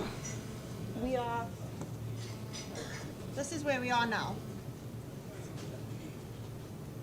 Okay, so we are just like around, let's see if this thing works. Ah, there we go. We are there. So what I'd like you guys to think of now is which site do you think is healthier? So thinking about what Pumutso and Memeri were chatting about, these different pressures and things of how we influence the rivers, which site do you think has more of the sensitive bugs, essentially? So there's also a few of these maps that we're passing around.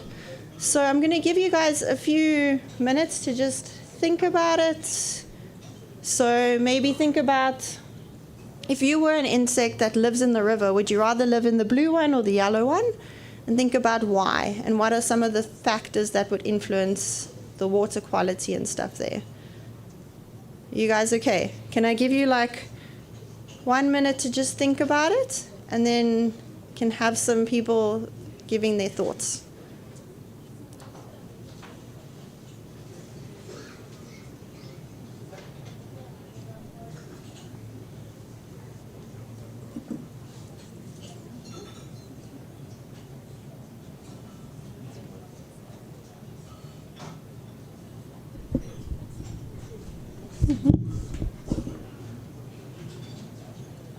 Did I just turn it off? Thank you. Okay, have you guys had a chance to think about it? So on the maps, there are two maps being circulated. You're looking for the one with the 2 dots. It's a more zoomed in option. Has anyone had a chance, or can we start chatting through? Would anyone like to say where they would prefer to live if they were, yeah? Do we still have the mics? Do you want to? Ah.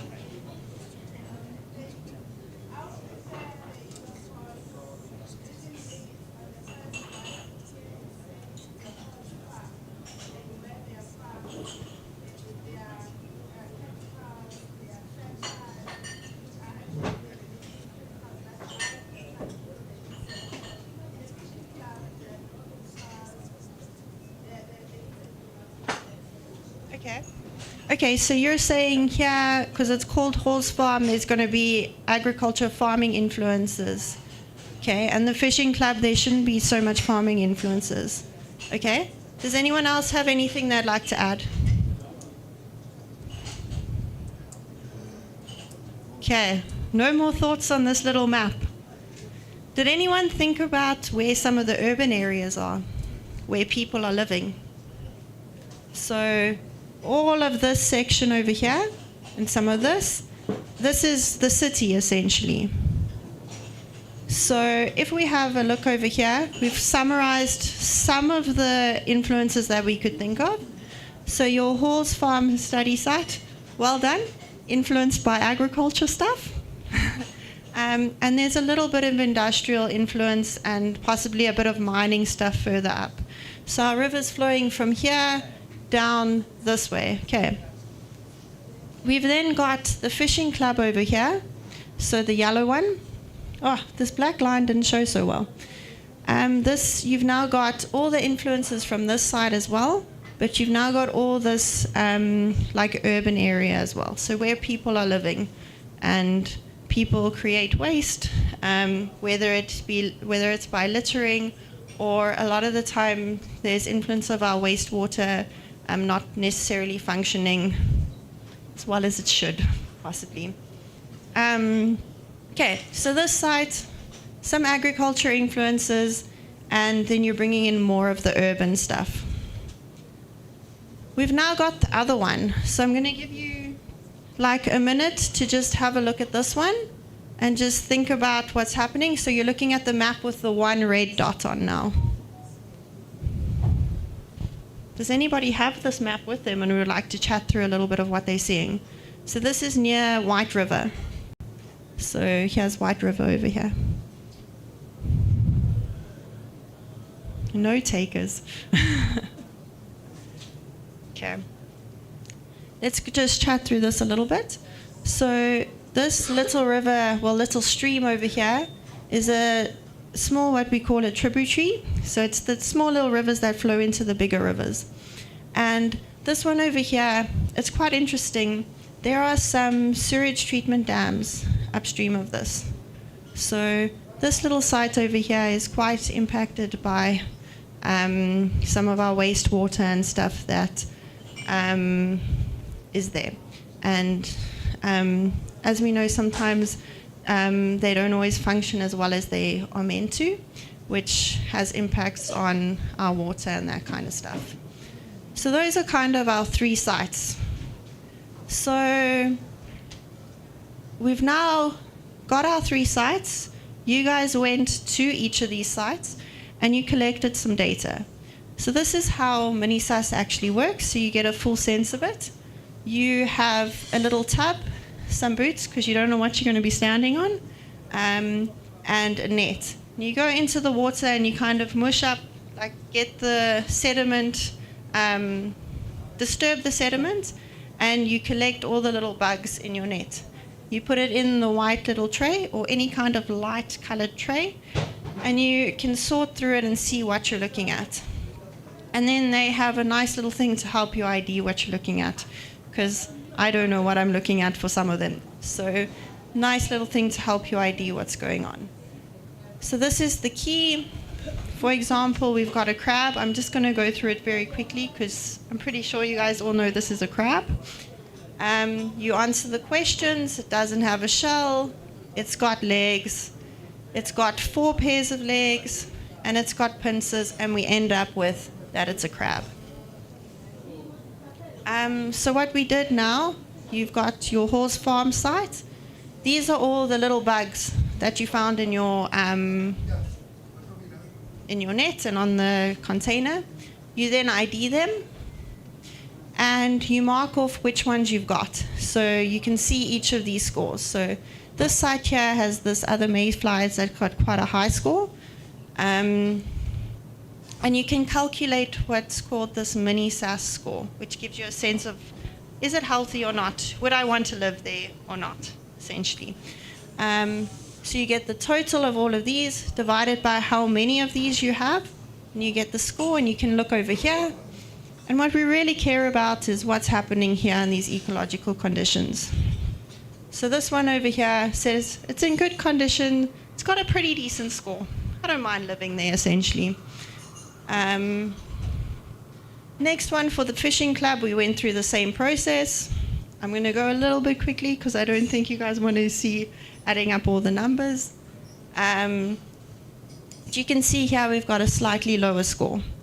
And this one falls into the fair condition. So you can start thinking of, oh, there's a bit more urban stuff happening there now. And then, I answered my question a little bit. I'd like just a little bit of chatting with you guys. Why do you think this one over here was a good score and this one over here was a fair score? So Why do you think this bit here is a little bit healthier than here? Can you think of any of the reasons based on our map why you might be expecting this?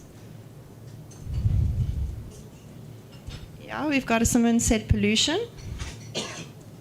Would anybody like to add? Okay, so we've got the nice big city over here, and we're going to influence our river, which isn't really happening at this site as much. Okay, so it goes back to this kind of stuff that we were chatting about originally. Okay, our White River one, you can see that there are all of the things found there have a pretty low score, which means they're pretty hardy, they'll live about it, just about anywhere.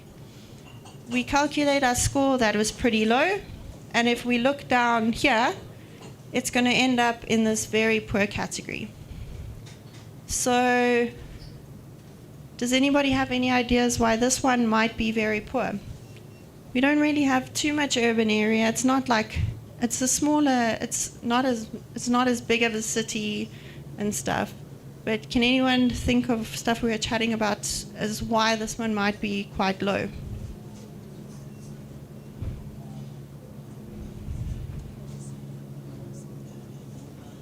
Anybody? Okay. I'll chat through it a little bit, and if you want to add anything, please do. So, as I mentioned, there are some wastewater treatment dams over here. So that will pretty negatively impact our little stream going in there. So that's possibly one of the main reasons why this one is quite low. Also, there's probably other things happening in that area. There's also some urban areas. There's probably some farming as well and these things. But one of the main things that we picked up was that there's the wastewater treatment little dams that they have. Okay. Does anyone want to chat through any of this stuff about some of the influences of the rivers? Anyone have a question? Yeah?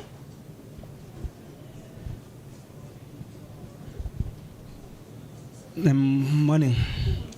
See, I was just saying to myself, I need just to keep quiet and listen. And you see, but I think I need just to ventilate something before I go further. That what you are presenting now, I can associate it or label it to be a high-level stuff. It's academic in its orientation. You see, and require a high level of intellect in its composition. You see, and it's very, very important. Don't get me wrong. It's very, very important. But as you are presenting it, if you can say, let's begin, exam will fail most of us. You see, because to grasp with it, it is extremely difficult. Sorry. Yeah, it is very, very difficult to grasp with it. But nevertheless, it's very informative and progressive. Who's this one? Oh, just switch off. Oh, silence. Sorry.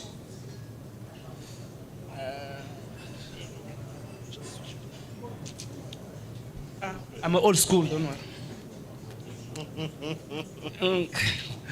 As I was saying, it will never disturb me again. I've just blocked it. That we have a well-prepared presentation and informative presentation.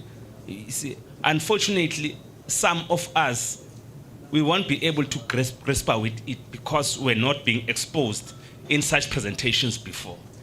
You see, it can be what in my Zulu language you call gwagwangamaf in terms of understanding it. But we need to emphasize. I've heard people talking about going to the rivers, performing rituals and lighting candles there. But the fact be told, there's a high level of pollution in our rivers. You see, I go there with my inyanga. We are going to do some traditional ritual there. You see, and I have my 3 hansas, which are bottles. After finishing my 300s, I throw them inside the river. It creates a pollution which translates to be detrimental towards the ocean. Number two, I'm not so sure because the minister said there's a problem of budget, of which is a serious problem. How can you take such a well-informative and future-saving initiative to the ward levels and teach our people? Yes, the Honorable MMC, for them to not to subordinate this session to be just a talk shop. You see, to ensure sustainability. I think the acting DG talked about that. We need to ensure that the sustainability and going forward. You see, and the role of municipalities. But I've noticed the question of pollution. That's number one. The question of agriculture. The question of pesticides and other stuff. But in the nutshell, is informative. And if in the future we can be more educated about it. Yeah. Thanks.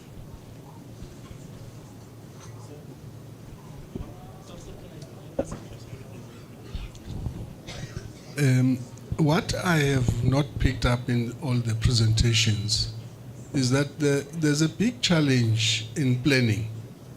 That is human settlement planning.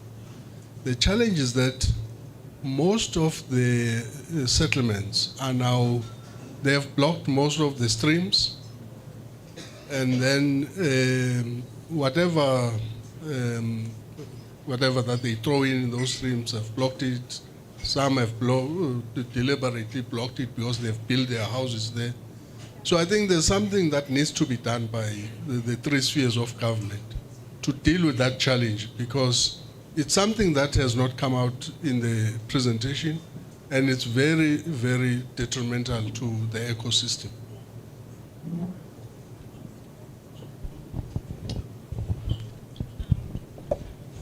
I see the DDG Imran is busy, or Mboneni, who could talk about the planning in terms of how the Department of Science, Technology and Innovation is interacting with some municipalities.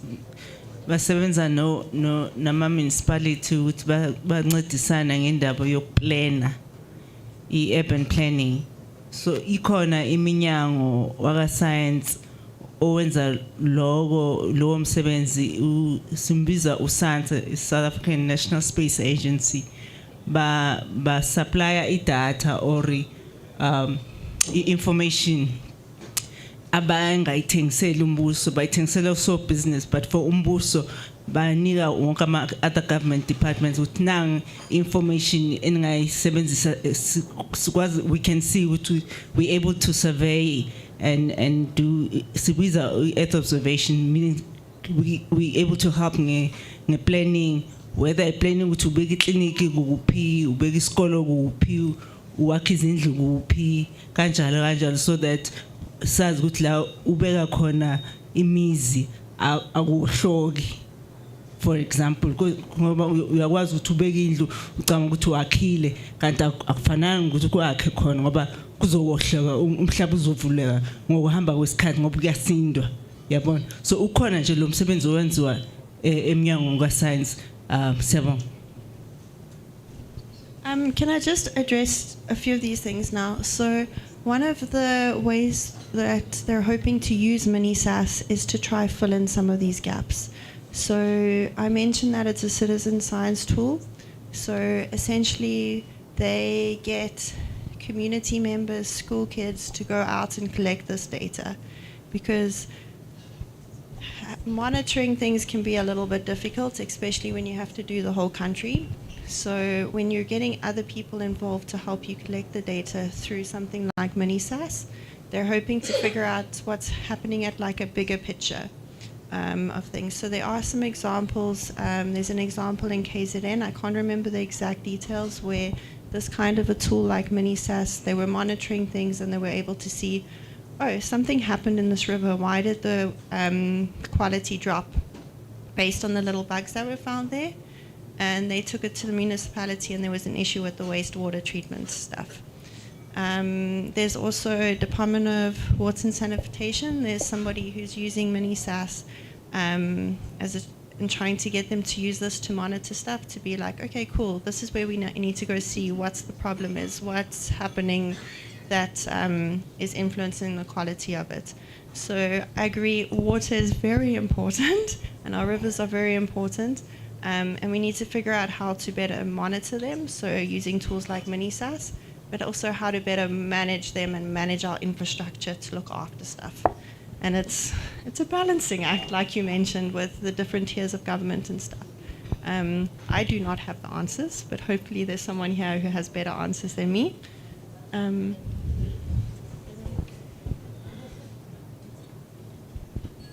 you done? You can go. Okay. It's my program. So let me just thank you, Caitlin and Tim. We're just managing time, so we still have one more item. But just to recap a bit, I completely agree with some of the inputs that we've received. There's a lot of work that we still need to do, as much as what Ubuhle is saying in terms of the work that we're doing, but umsebenzi usemningi in terms of the 3 spheres of government, because also this is an educational program around how we then manage ourselves from communities, maybe bottom up and top down as well. I just want to make an example. My very first job as a microbiologist, I was working in a water treatment lab in Maritzburg. And time and again, Impagati will visit us to just understand, because abantu babona amanzi eqhamuka phezulu magnet, and then people say, why are we paying for water? Ngoba amanzi abuya kuNkulunkulu are free. Not understanding ukuthi ngeke uwaphuze amanzi abuya phezulu. Ungawaphuza phela, but sengisho siyazi if it's urbanized mase phuma empompini at clean and everything. So people will just come and tour the labs just to see. For instance, angazi noma how many people would know ukuthi mawuflasha i-toilet lakho or whatever water mhlambe izitsha ayehla edrainini ne ahambe wonke aye in that effluent treatment plant where everything engcolile ilapho. And then lawo manzi lawo, you need to treat it before it goes back to emfuleni. This is the cycle. So amanzi la owaflashile uyabuya waphuze. It's a cycle. It is what it is. So amanzi ayaphuma e-toilet, aphuma amanzi ezitsha, amanzi okwasha, ahamba e-treatment effluent plant, bawa-treat, bese beyawa-release to the rivers.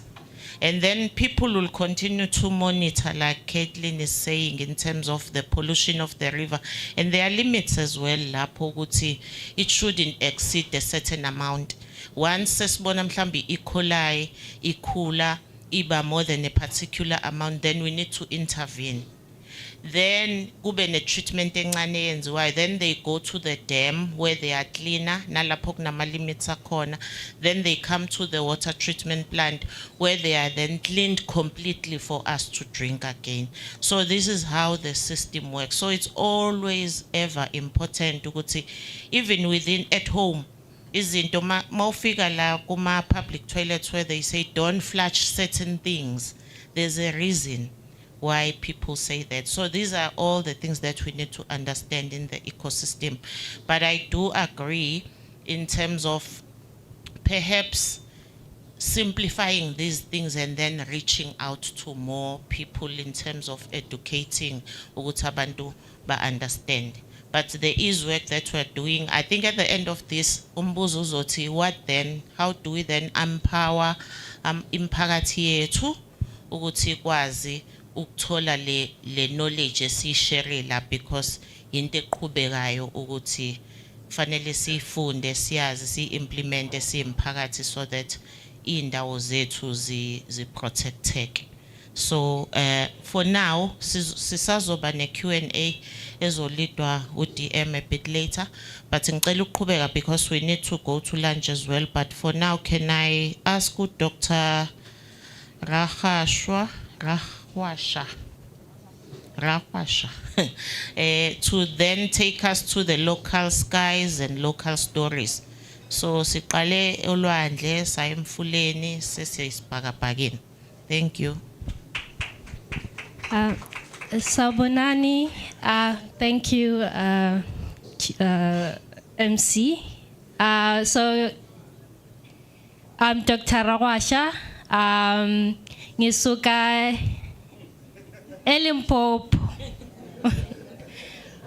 As Minister Ati, you need to encourage abantwana to take science. Mna ngisuka eLimpopo, but ngi-oceanographer, ngisebenza nelwandle. Liphi ilwandle eLimpopo? Alikho.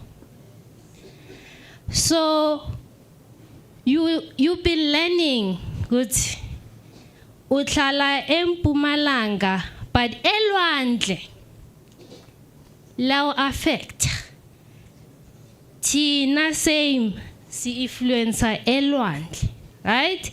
So this session, I want to hear from you guys. Last energy before lunch. Uthi, how have you guys experiencing weather? Tonight, I'm a scientist. We could say weather change. It's flooding, I'm a drought, but we want to hear from you guys. What is your experience? Are you seeing the same thing? So I was told, good, gune ama farmers in this room. Do we have farmers? No? But we all plant. Inama kadene kaya, efieldini. So now we're going to talk about, so we're gonna play a game where I'm going to give you a scenario and you're gonna tell me whether this is good for farming or not. It'll be yes, good, or no. So I vote. Okay. So we're going to look at if farming include crops like ama maize, mealie, ama putata, ama sweet putata, whether you have ama chickens or imbuzi or sheep, right? So we're going to look at rain, imvula. Siyayithanda umvula, but if it's too much, I write. And then sometimes it gets cold. Where guna frost, I don't know what is frost is what. Yeah. Then sometimes chisa, like chisa, you can feel good high, you faint a lot. I'm talking about that one. Heat waves. Then another one, drought. The opposite to flooding. Sometimes if imvula yahamba for many years is not right. Right? And then the other one is, you know, when you plant, you wait for rainfall. You can't plant when it's dry. Ufuna imvula to come and then you put. But sometimes siyabona ukuthi imvula late this year. Sometimes it's short. You think ukuthi this is the right season. We are planned, and then iyahamba imvula. And then what happened? They die. So I want you to know and share, Gucci, are you guys experiencing this in your region? Right.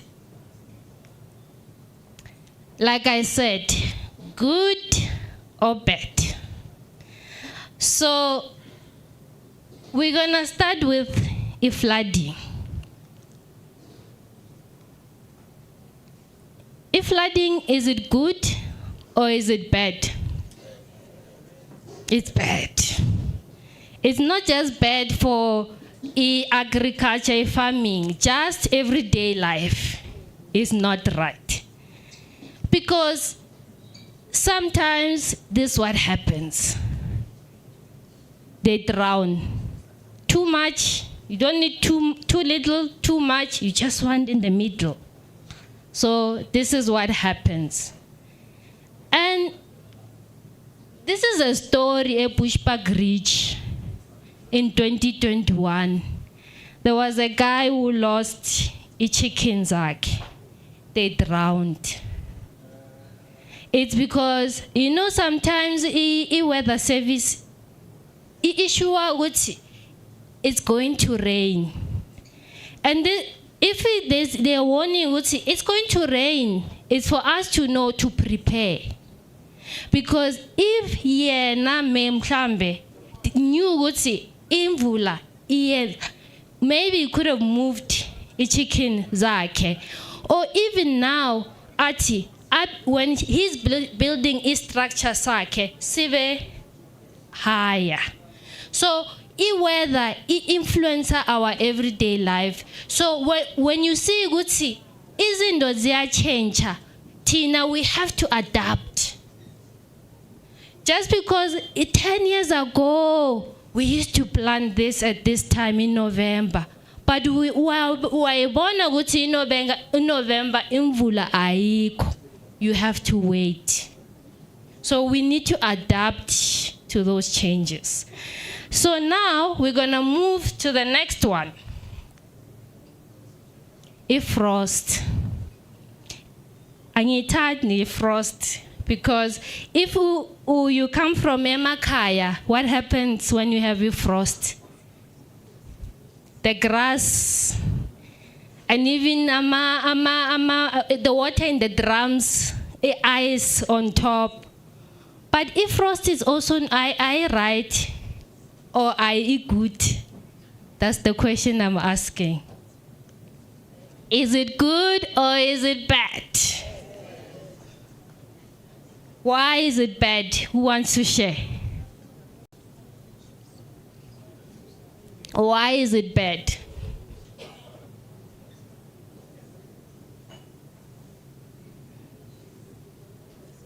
Who wants to share? Why is it bad?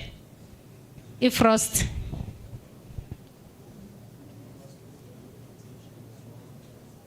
Pardon? Yes. Last year, we had by Ibiza, they call it black frost. It can kill the plants where they die, and the soil also, it becomes ice. And this affected the potatoes. They were expensive, remember? So when you go into farming, these are the kind of things you think about. You think, okay, I'm just gonna plant a potato, I'm gonna sell.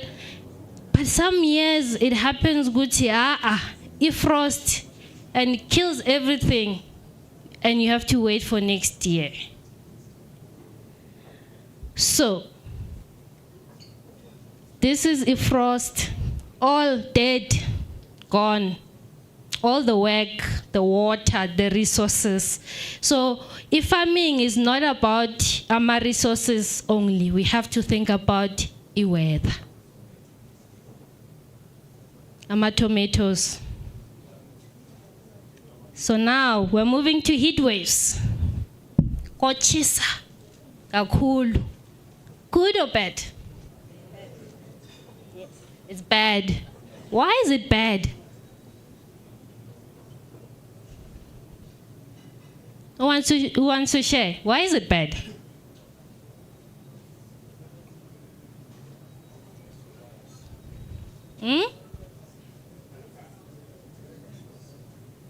Yes. It's hot because when it's hot it gets dry. So even if iyanetha imvula, sometimes after imvula, if it gets too hot, it dries quickly, right?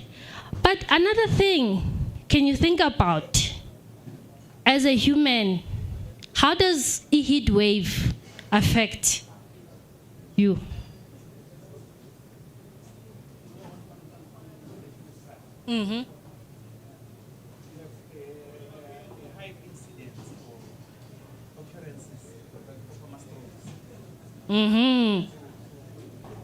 Yes, I'm a heat stroke. Because if when a heat wave coming, they issue a warning to say stay indoors, stay under the shade, because you get a heat stroke. So this can happen where you can plant and they grow, and then next thing it gets so hot, they dry so quickly before you even had to taste it. And it's a waste, right? And as I mentioned, you can't work, right? They have to stop the work because it's not to avoid a heat stroke in the field. So, a drought now. Is it good or is it bad? Why is it bad? If it's dry, you can't grow. Even if you take it, you are trying everything, it's just dust, right? And it's also not good for your livestock. You know, yes, we have the rivers and everything, but if you have it drought for so long, what happens? They dry out, so there's not enough water.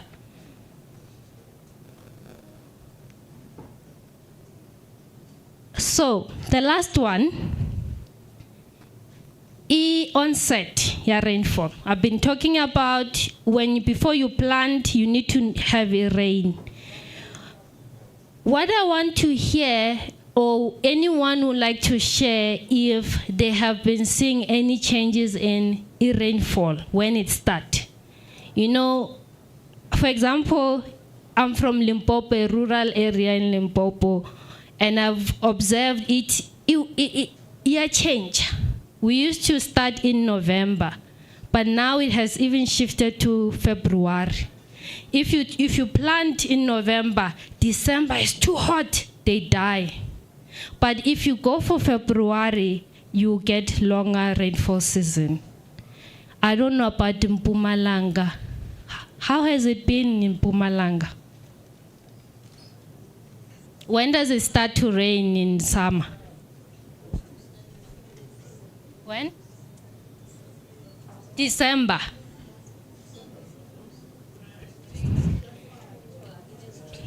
It has changed also, so it's late now.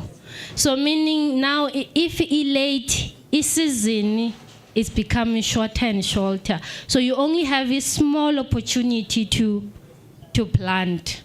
So from what you're going to learn after a lunch is how forecasting.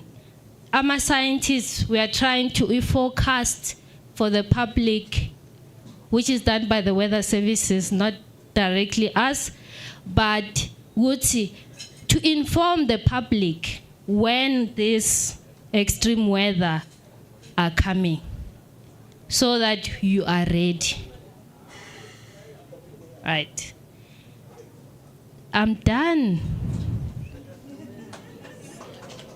Thank you.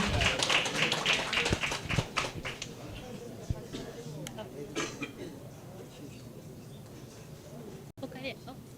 You're taking over. Yeah, the acting DG has another commitment.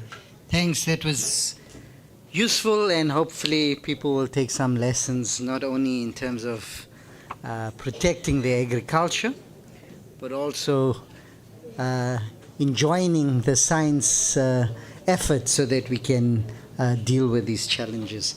We now, I think, at the time, people have been sitting for a long, long time, so thanks for your patience. It's time for lunch. I just want to get a signal from the colleagues. Is lunch ready? Okay. So lunch is ready. It will be served here. There's plates and there's a lot of space outside for people to sit, so people can grab their lunch and do that. And then we come back at 1:15.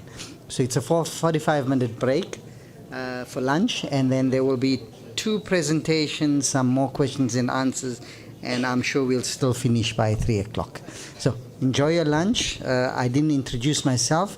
I'm Imran Patel. I'm another TDG at the Department of Science, Technology and Innovation. All right, enjoy your lunch.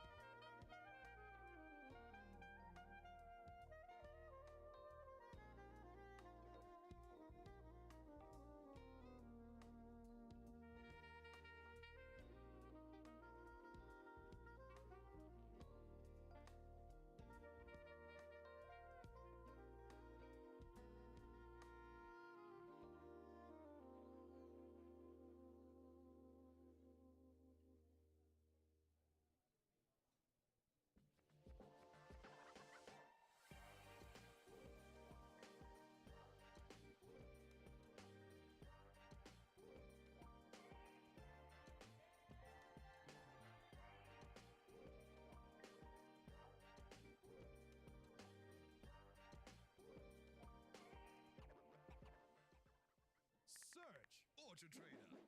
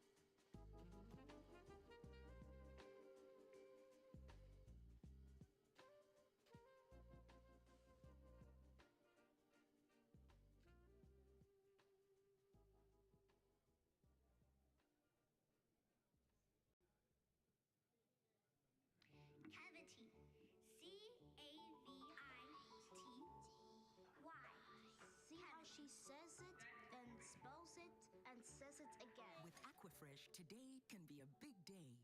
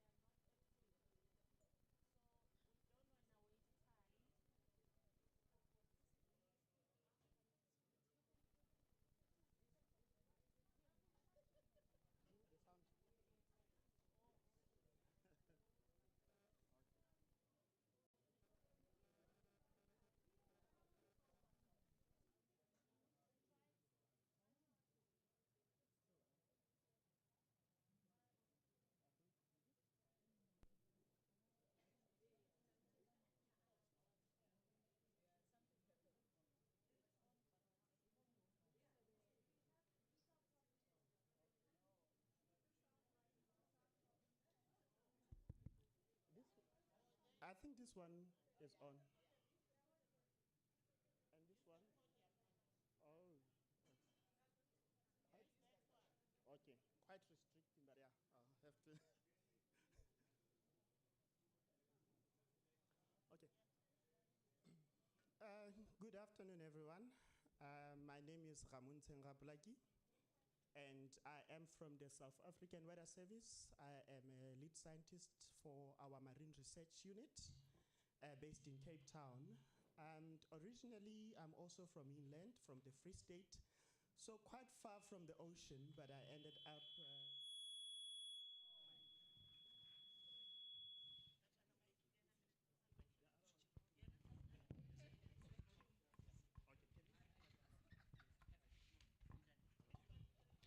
okay.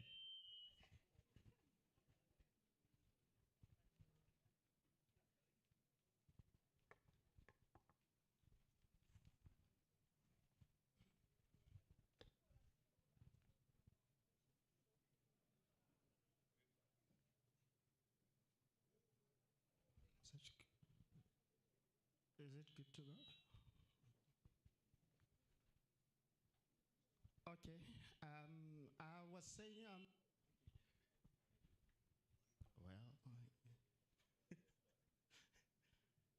okay, I think we're good now.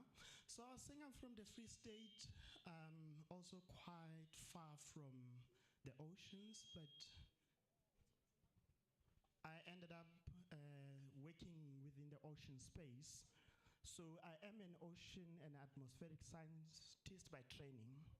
And today I'll be talking about how the oceans around South Africa influence our rainfall and temperature patterns. So just to give you an overview, I hope this is not too academic, so I have some pointers here. So we're going to start first with the definition. What is climate and what is weather? And then we'll look at the oceans that are bordering our country. And then we'll look at the impact of the oceans on rainfall and temperature. And then look at the case study. They will touch about something to talk about the El Nino. And also briefly look at the climate projection. So what can we expect in terms of our weather and climate over Southern Africa? So I do have a number of schematics there. So the one at the top there, that's just hydrological cycle, which is quite important into transporting moisture that we need for rainfall, and then our oceans. And you can see normally when we have some high impact or significant weather events, they tend to be covered broadly in the media. So for example, in 2021, some of you may remember the cyclone Eloise, which affected Mpumalanga. And yes, also Tropical Storm Filippo, when it was approaching South Africa, there were alerts that it might make its way here. So moving on. So before I go into my presentation, I just want to introduce you. I think Mary Jane talked about the Met Area 7, which is the second largest in the world. So this is the Met Area 7. It's our area of responsibility at Weather Service. So we issue forecasts and warning for the entire area. So there are a lot of activities that are happening in here. One of the important activities that are happening is the ports, so transportation of cargo, which then gets impacted or influenced by your current and the weather systems. You may hear that sometimes that you've ordered something from Shein of Temu and then you are told that they lost your stuff at sea. It does happen, particularly along the East Coast when the ships encounter the Agalas currents and the waves there tends to be quite strong. So they do sometimes lose the container vessels, so that might end up you not getting your order. So which also shows and highlights the importance of the ocean beyond, rainfall and what we can expect. So used as a means of transport. The source of fish, source of food, which is the fish that we eat, recreational purpose, and it regulates weather and climate, which is where I will focus on. Okay, so firstly, let's look at the definitions.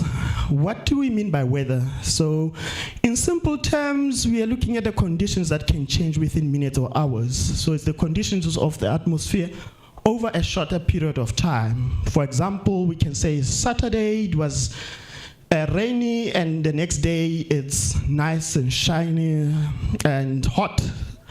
So that will be your weather. But when we are looking at the long-term average, or to say in this region during this month, this is how much you expect in terms of your rainfall over many years, typically 30 years, then we are talking about climate.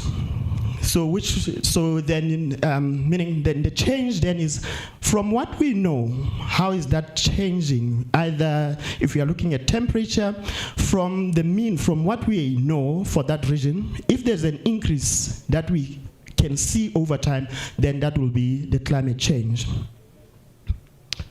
Just to continue and going back to this schematic, so generally for rainfall to occur, as scientists, we are able to use our models, which is just computers, basically.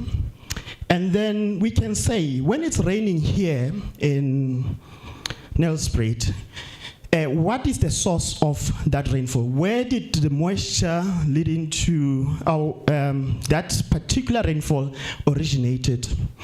And in general, if you check over your oceans, you tend to have higher evaporation rates than precipitation. So precipitation, we can say rainfall. So if you are over the oceans, your rate of evaporation there is much higher than your rate of precipitation. And as a result, we say then the oceans are your source of moisture, meaning most of your rainfall that you get, particularly over the summer rainfall region. So in South Africa, we've got different climates and regions. In the Western Cape, you're looking at your winter rainfall, but here we're talking about the summer rainfall region. Most of your rainfall here, chances are, if you were to trace it back, it would have originated from the Southwest Indian Ocean or east of Madagascar somewhere. I won't go into much detail. So that shows you the importance of the ocean. So if there are changes then that are happening in your ocean, maybe they are getting warmer over time due to maybe there's an increase in temperature, more you have more evaporation, that definitely then will mean that your rainfall patterns in the region will also change. And then once then it's evaporated, then that water gets transported by the atmosphere, and then it rains somewhere. So that's the entire cycle. You do have some evapotranspiration from land bodies, water bodies, but it's not as much as what you get from the ocean. Now, we'll go through each one of the, okay, before we get there. So this is us, South Africa. And to the east, we have the warm Indian Ocean, or with the Wamagala's current, which is this, it's indicated by this arrow path, so that would be your current, and the oceans this side are warmer.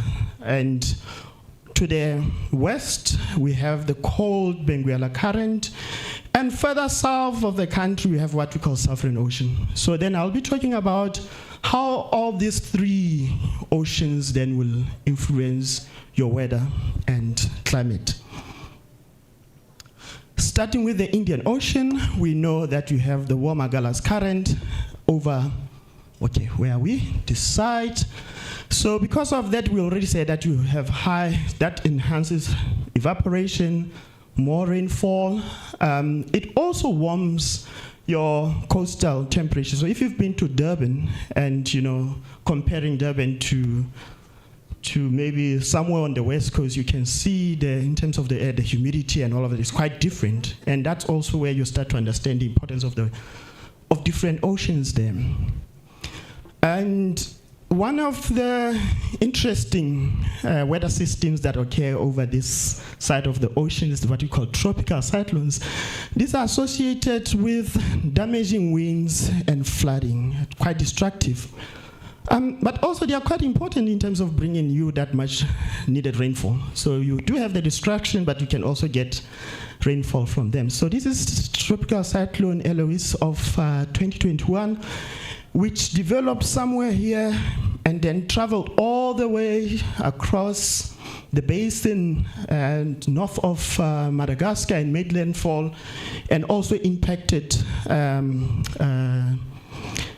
activities around Mpumalanga as well. And in 1984, there was another tropical storm that also traveled that distance. And so they form over the ocean, also highlighting the importance of the ocean. Then going to the Atlantic Ocean, I won't spend too much time here. It's also equally important.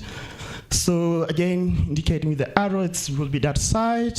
So less evaporation, less rainfall, and then cooler coastal temperatures. And your conditions around that side will mostly be arid to semi-arid conditions. Then the Southern Ocean is also important. So your cold fronts, most of us are sure we are familiar with the cold fronts and other systems such as your cutoff flow. Normally when they occur, they will bring these cold conditions and they are quite wet. And also you'd get alerts from the South African Weather Service. This is the one that the conditions sometime this year in April, where most regions experience those low temperatures and high rainfall amounts. And so those systems, they will form somewhere they're quite far, then they will make their way towards the inland and then impact our temperatures and rainfall there.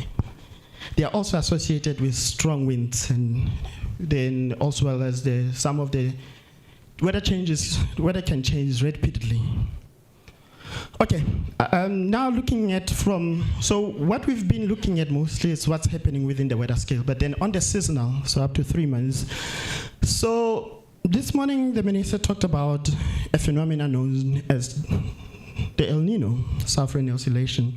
So in simple terms, so we're here, and this is the Pacific Ocean, the Indian Ocean, and Atlantic on the other side. So normally you have what we call warmer than normal sea surface temperature here.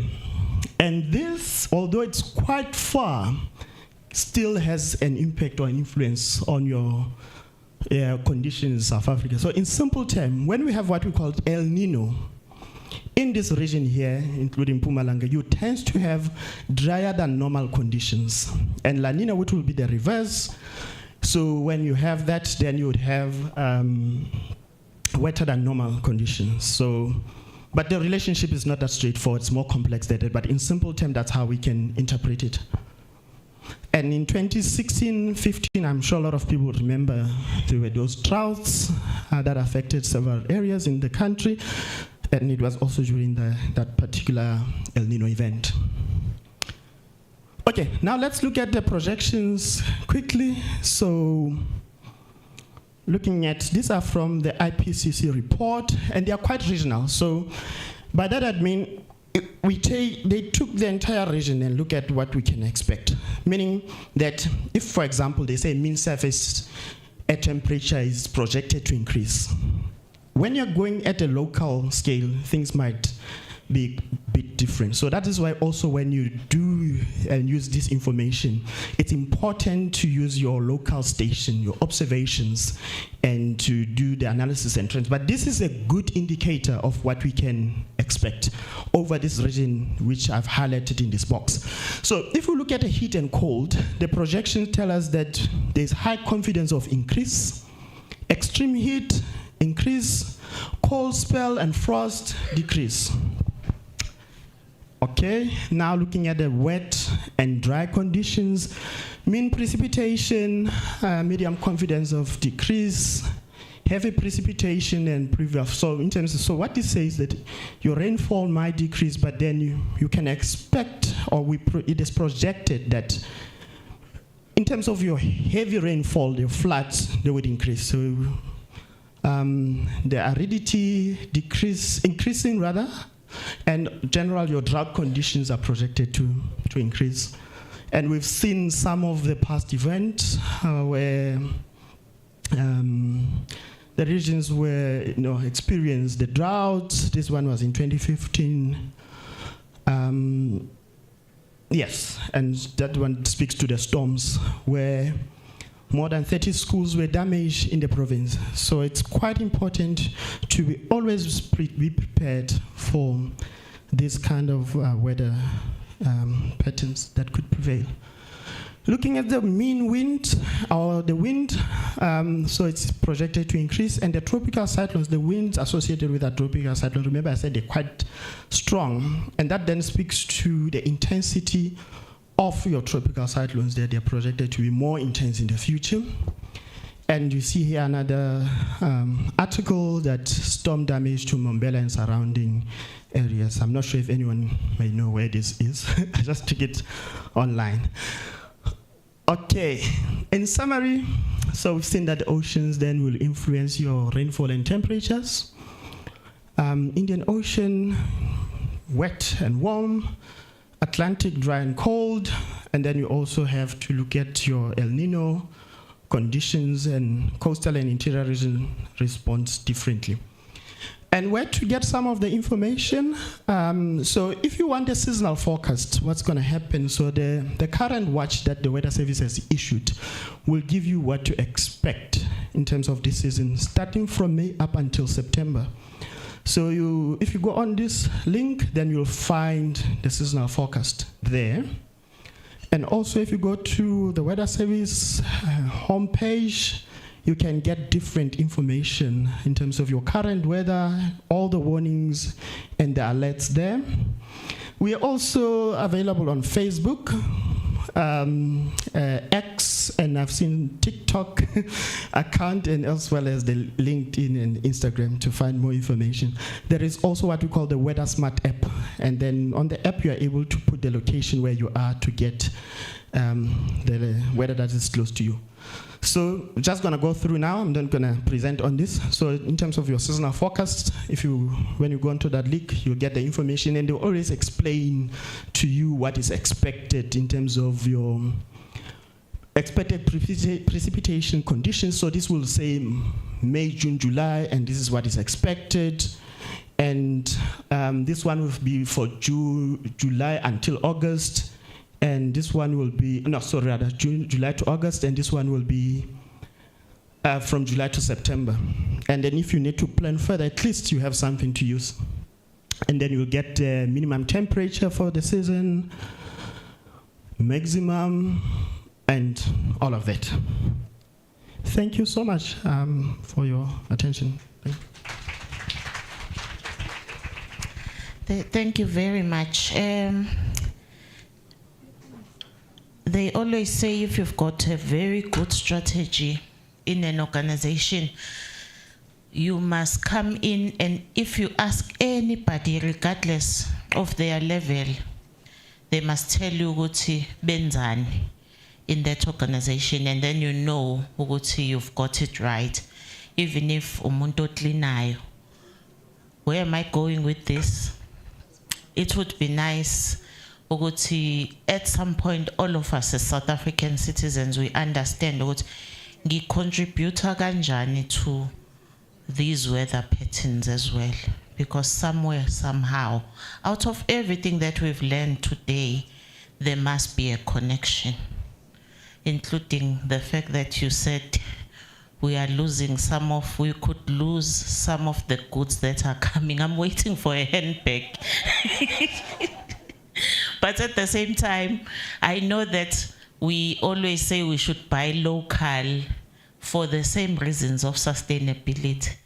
But we battling that things are cheaper somewhere else. It's a big thing in terms of at some point we hope we can link all these things and see how we contribute in general. That said, can I please then ask Malcolm, as well as Tando, to tell us about the opportunities in the blue economy. Thank you.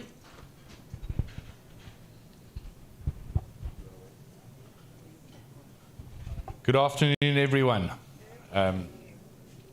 Thank you to the Minister, to the Mayor, all the other dignitaries. Thank you for taking time out of your day I'm representing my Chief Executive Officer, Mapefo Anno Frempong, Transport Education Training Authority, one of 21 seaters. If you don't know what a seater is, I'm going to recommend you Google it. You get a lot of access to funding and bursaries and many, many things. With the devices we have nowadays, the full quantum of knowledge is available in your hand. A little less TikTok, a little more research. And we... Oh, thanks. Just the middle one. So we got strategic priority actions, our notes after lunch, and I know we've just eaten. Bear with me. Transport sector transformation, fourth industrial technological innovation, small, medium, micro enterprises, entrepreneurship. We've done a lot of numbers and things. So I want to show you what happens when we start running projects. So I want to show you people, because we are people. Youth development, career guidance. This at the moment happens within the coastal area. It's called the Sea Cadets. It's aimed at getting youth into maritime. We have just finished a 2-year cycle, growing them after COVID because the numbers dropped right down. And my goal in the next 18 months is to have at least one base inland where you've got a lot of water. Do you need me to slow down? No. So that's an example. And when we were the Sea Cadets, we do career guidance with them. We get them out of the gangs, away from drugs for the weekend. We keep them in a secure location. We teach them skills. They look pretty smart, eh? Those badges are qualification badges. It means they can very easily step into maritime because they learn the language early. There's a whole different language in maritime. Youth and sailing. I don't know which bodies of water you got here because I literally come from Cape Town. Wherever there's a yacht club, ask your children to take time out and go there and ask to go sailing. That way you break your fear with the water and you get into the maritime network. So we've been working at the moment with KZN, a yacht club there, and in the Western Cape, multiple yacht clubs. There's movies you can follow. That there's Archangel, sponsored by Alexander Forbes. 5 years before that event, a man called Lindani Ntunu, an accomplished solo sailor who delivered yachts, walked in my office and he said, "How do you feel about training township kids to sail?"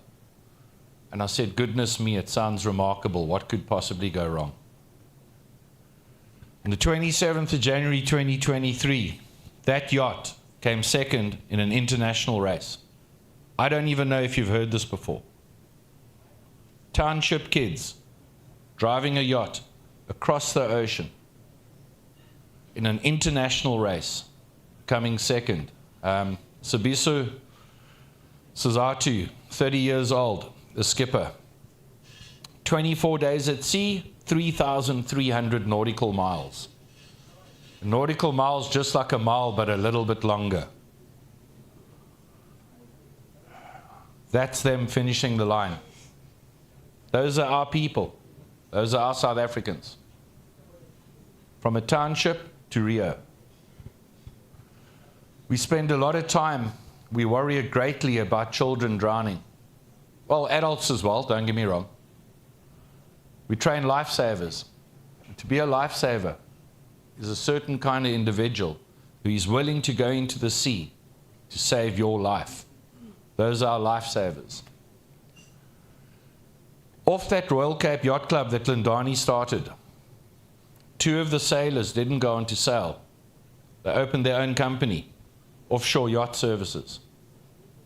They now maintain yachts. Started off with 2 gents. They now employ 7 people. So now we're transforming the service and support side of maritime through these kind of companies. Fishing boats. We put a lot of cadets onto fishing boats. To anyone doing maritime studies or maritime engineering, which is unlikely in this province, that's where they go. All the fish we eat gets caught by a boat. That boat needs crew. Cruise liners. MSC cruisers work through our coast on our ports. And they are now able to employ South Africans with very low skills. I know we got a high unemployment problem. I know we got a lot of graduates that are unemployed. But the kids coming out of school who either have not finished school or have not got any form of tertiary training, we need to find ways to get them into employment. Through MSC, we've opened up very nicely now. We were doing 150 to 200.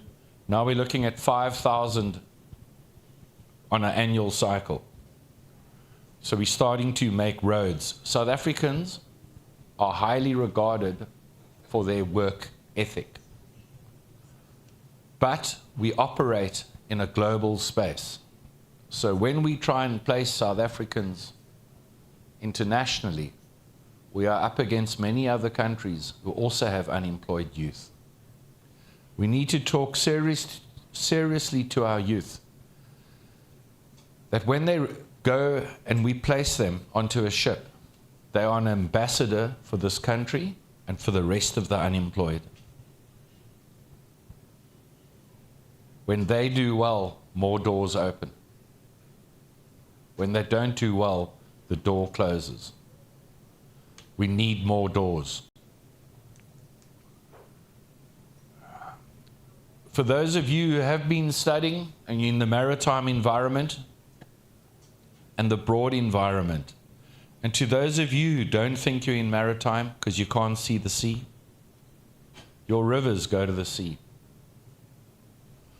We make very little in this country that we use as consumers. Most of the stuff that you find in homes comes by sea. It's something else we need to tackle. We need to start producing stuff in this country and sell at a higher value rather than raw materials. So that's, there's 10 students in total at the World Maritime University in Malmö, Sweden. It is a world university under the United Nations. What I really enjoy about it, it's not the standard Western power players. We work with China, Indonesia, Cuba, South America, and South Africans in maritime. We take them there so they realize that we play in a global game. When they're there, their eyes open up. Number one, whoever is with them becomes their South African family. They have no other family there. So whether you like certain people or not becomes irrelevant. It's the closest thing you have to home. When they're there and they work at a global level, they suddenly realize why it is so important that we stand together and fight for South Africa's place in the global environment. What's particularly interesting is it's all based on research. So we get master's research in the South African maritime context, an area we've been very low on research that will help us guide and help us make data-based decisions forward. From this point on, it's going to get complicated and detailed, and I'm not sure if this is the right platform to do it. So I'm now just going to step left field a little and move off the slide. We South Africans here, we've been fighting for hundreds of years. We are good at fighting, but we fight one another. When we stand together and fight for our global place, things are going to start aligning. Benefits are going to accrue to our youth and our unborn who are yet to come. If you look at our sports teams in particular, when we go up together, we win. We are world champions. And I see the same with South Africans in every aspect, only when we work together. We looked at a smart shipping, non-credit bearing short courses. There is so much happening at the moment in the way with AI, ChatGPT, everything that is moving incrementally faster every single year. It's just the rate of development is quite mad. So we now need to start thinking about how to capacitate our youth. And when I say our youth, I'm actually going to take it broad and say everyone. Nothing stops you opening a shipping company here. You can work anywhere in the world from your device, or you can work anywhere in the world. To all the youth in this increasingly digital world, you are going to quite possibly work in a single apartment block, work in that apartment block. Your body leaves in a box. You've got one life. Consider working at sea or in the maritime space, and tell everyone you know. There is huge employment opportunities in the water, on the water, below the water.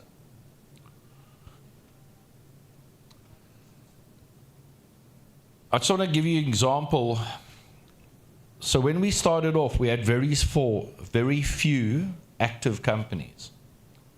Through experience, we projectized it, and then we went right up. Because we're working with small companies, oh good Lord. Because we're working with small companies, the money that we are spending on projects is going to little companies who do not have money to train people, to help them be more effective, to help them be better in the economy, to make better business decisions.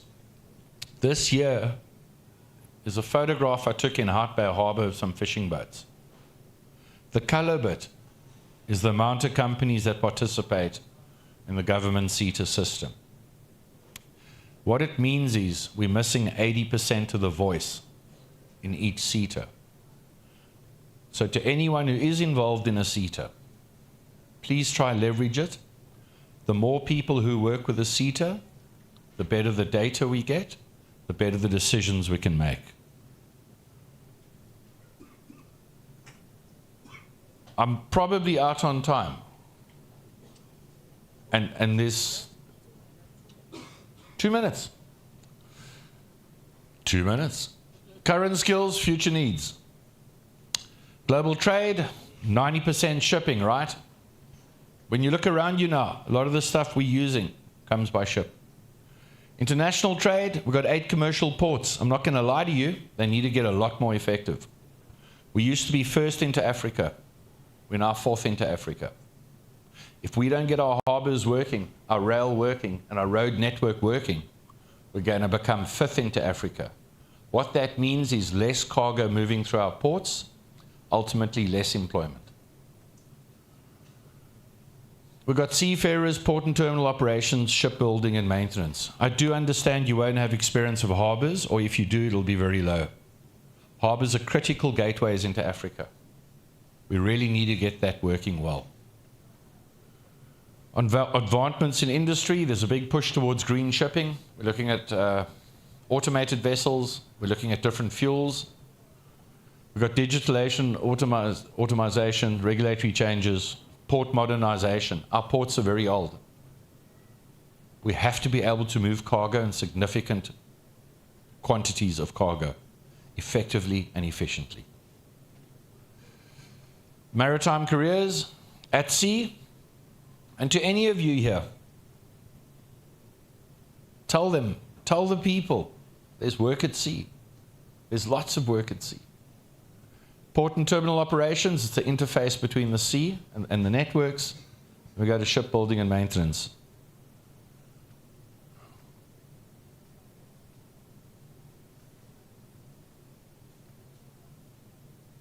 Commercial diving. In us pushing transformation, we've trained a lot of African female commercial divers. I take my hat off to them. Diving on its own is hard. Commercial diving is very complex and dangerous. These ladies took the challenge and they own it. Those ladies, I could not find work for them in this country, anywhere, government or private. They're now working in the Middle East. Amazing, huh? We talk transformation, but then I can't get work here. I'm going to stop there because I used 4 of my 2 minutes. Thank you very much. Thank you. Molweni. Hello, Ninjani. Nihluthi ne? My name is Thando Mazomba, and I've got 10 minutes with you today. So I hope we're going to talk to one another and Thando thetha kakhulu. Where I am from, mandimengapha ndimfutshane niyanibona mos. So ndimxhosa, so maybe the translator can help and thetha isiXhosa. Oh yes, okay, no, yeah, perfect. But it's on Olela, sometimes Xhosa sam siva ngati model C because ngo 94. So sometimes it will go between isiXhosa and English. So Ngolapi, I'm from Ocean Hub Africa, Sisekapa, just like Tatalo Kuboteta. But Tina sisebenzela with the blue economy, supporting startups. Startups, basically, ishishini encinci, small businesses. We do touch on SMEs as well, MSMEs at the same time, but we like to call them startups because it's exciting. You guys are looking into opportunities. We want to support you. So now, as the Venture Development Manager at Ocean Hub Africa, we support you guys as entrepreneurs in refining your business models, in understanding what you guys are proposing as businesses, and getting you guys investor ready, because at the end of the day, sifuni mali. We want to live in harmony with our environment, but we also want to make a sustainable living for ourselves. So, Africa. So we've been talking a lot about, we work across the African continent. The mandate here is the entire continent. And Minister already said that we have about 38,000 kilometers of coast. We have 38 coastal communities. So there's a lot of opportunity. We know this.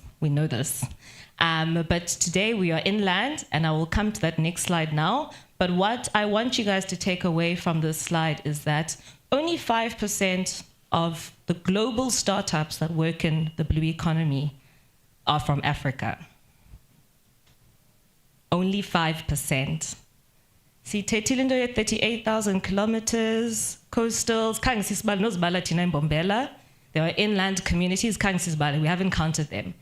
So when we say 5%, to me, for us at Ocean Hub Africa, it says, what are we not doing to support more entrepreneurs who are looking at the challenges that we're facing in the environment, looking at economic development, looking at coastal communities? Our constitution says, mos, bato pele. People first, right? We look after our people, we look after our environment, and we look after our economy. It's a triple bottom line. That's what we do at Ocean Hub Africa. So this to us is an alarming percentage that we need to fix. And because we have the ocean, we've got a lot of opportunity. Apangapa, I've just put some examples of what can be considered within the blue economy. I think what's important to state between blue economy and oceans economy is that at blue economy, we look at the sustainability of the activities. So we could be exploiting the ocean, that's fine, but once the ocean suffers and it cannot give us any more, we are left dead. So then what we must do, we must take from the ocean, but we must provide for the ocean so it keeps giving back to us. So that is the general distinction, but yeah, fun. Same, but different. So you guys are gonna say, but Thando, we're inland. What are you talking about? What are you talking about shipping and marine ecotourism? And we've learned a lot from our colleagues today. Nani, you guys have told us what you guys work on, maybe along your rivers or your lakes, even in agriculture. All of those activities have an indirect positive or negative effect on the ocean. Tina, as we continue in our activities, we must realize, as our MC said today, where do we put ourselves in the pipeline, in the context? And I'll give you guys some examples in the next slides, but I want to get answers from you first before I give you the answers, because I bet you have the answers for me already. But if we had to look at examples, for instance, in land, ecotourism, pollution, carbon credits, don't know who's heard of carbon credits lately in discussions, is an interesting one that's coming up for indirect positive impact for the ocean. Inland fisheries, IoT sanitation. We had an entrepreneur from South Africa who applied to our program looking at IoT sanitation. Digitizing or not digitizing education and awareness, aquaculture. These are just some examples. Now, I just want to look what my next slide is, so I don't give the answers away. So this is us at OHA. Like I said, we support entrepreneurs in these 3 different ways. I'm not going to get into it, but our team basically, we sit down with you, we look at all your things, be it business model, be it financial model, be it impact readiness, be it your impact monitoring, because if you're talking to an investor, they're going to ask you, okay, you're making this amount of money, but how are you positively impacting the environment? So we get you guys ready to pitch in front of investors. They can give you money for your business so you can grow. We connect you to people across the continent, across the globe. We work with the French Embassy quite closely. So for us, it's about entrepreneurship in Africa that is not only for Africans, but can be solved outside the continent. Because as we know, our innovations, our people are world standard. So I'm going to please ask some of you guys to tell me, when we've been listening to today, when you think about what you guys do at home or in your businesses, can you give me some examples of how you think you connect to the blue economy?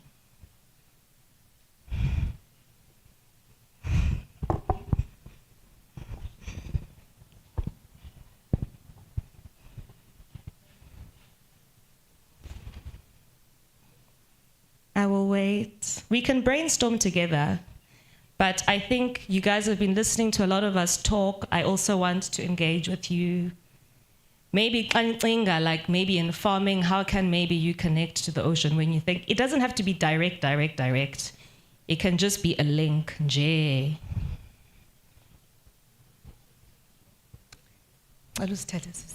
Yeah, we're gonna brainstorm together.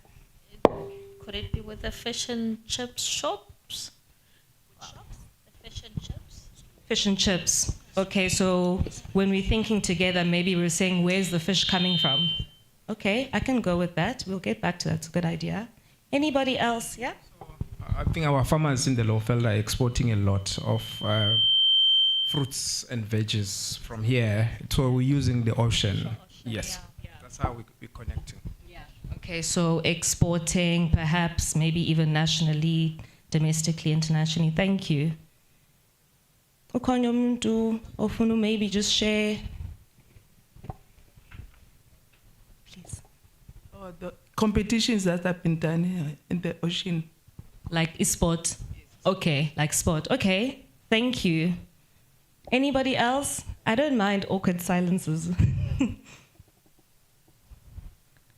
Nothing else. Okay. No, thank you for those who have shared your ideas. You guys are all on point one way or another, Nyan. So I'll start with maybe Utata here. He mentioned farming, agriculture.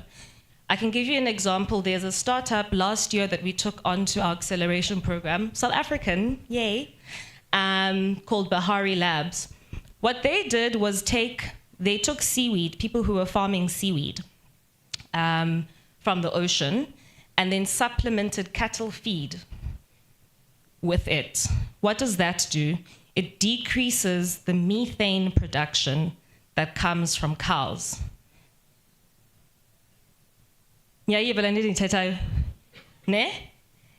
think ingombo zakho apha ngasenel spray tea, they have nothing to do with the ocean, but the methane that they produce directly impacts our climate, the one that we are trying to save, the one that the ocean is helping us trying to save at the same time.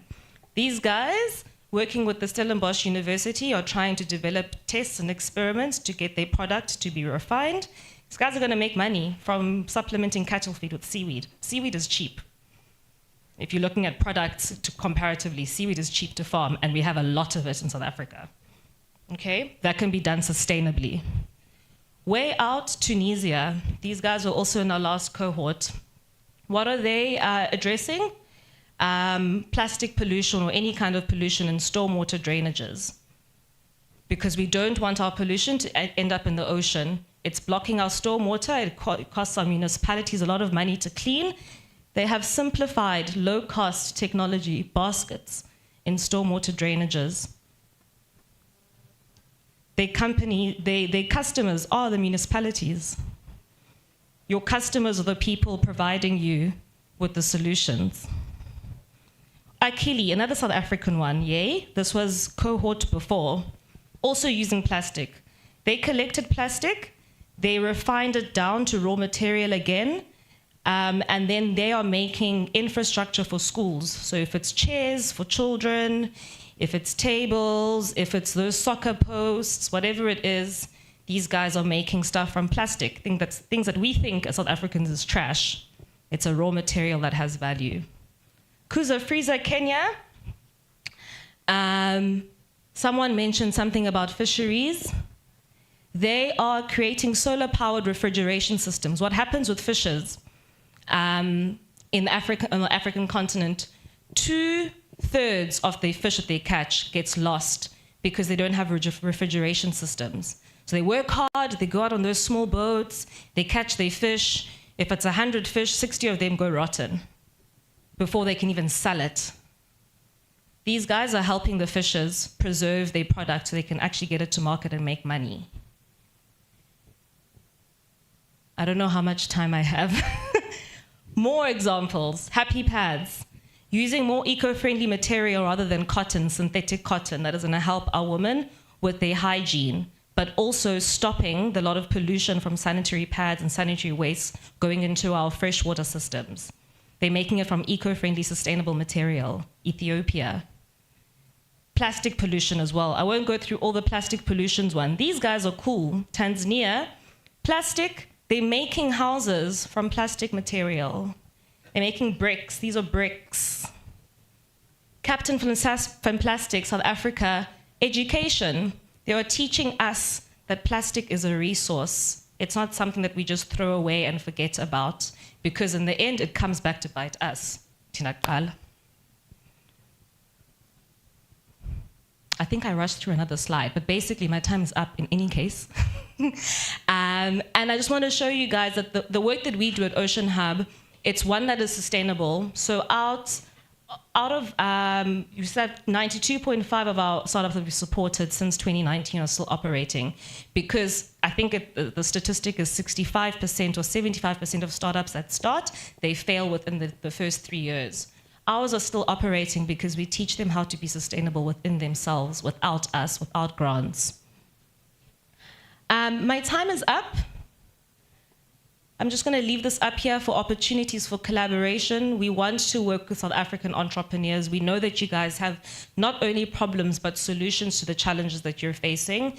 And we're encouraging you guys to start businesses, your own private sector, so that you can meet your own needs with yourselves and then get support from the public sector as well as the private sector, because it is a real opportunity that I think we're overlooking. Thank you.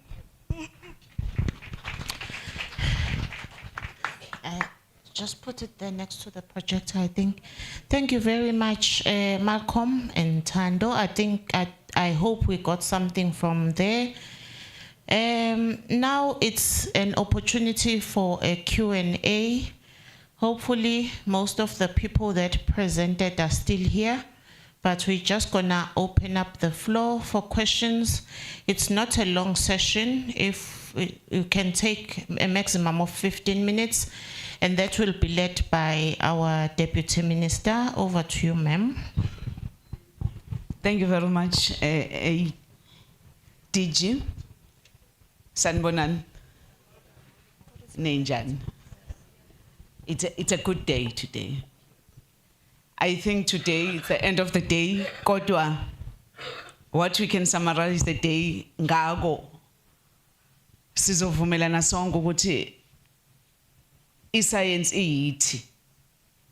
Yonke into esiyenzayo iscience. sihleli la i-science, kade siyodla i-science, we are breathing i-science, everything. Besokuprova lokho namhlanje. We are inland is science, and we have even brought kinina namhlanje ukuthi never you think khona ezinye izinto enganithinta empilweni. Even ulwandle lukude kanjena ya lunithinta ngalendlela, and you can live out of lolwandle niphile nize nenze even ama business.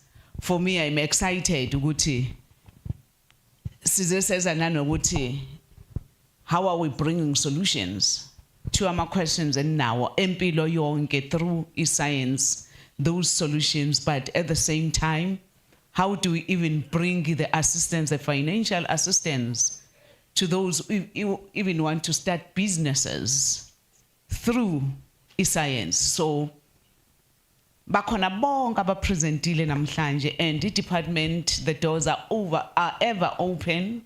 Whenever you want to have questions and you want to get information, never hesitate to do that. Let me open up for any question and engagement on the presentations that we have just received today. Asixoxe nje sikhululeke, but sikhululeka within 15 minutes. Yeah. Ngiyayithanda indlela esiqhume ngayo lesa sandla. I will give you number 1. Iyangitshela ukuthi khona lento esizoyithola namhlanje. And into emnandi, don't worry mungenayo question today.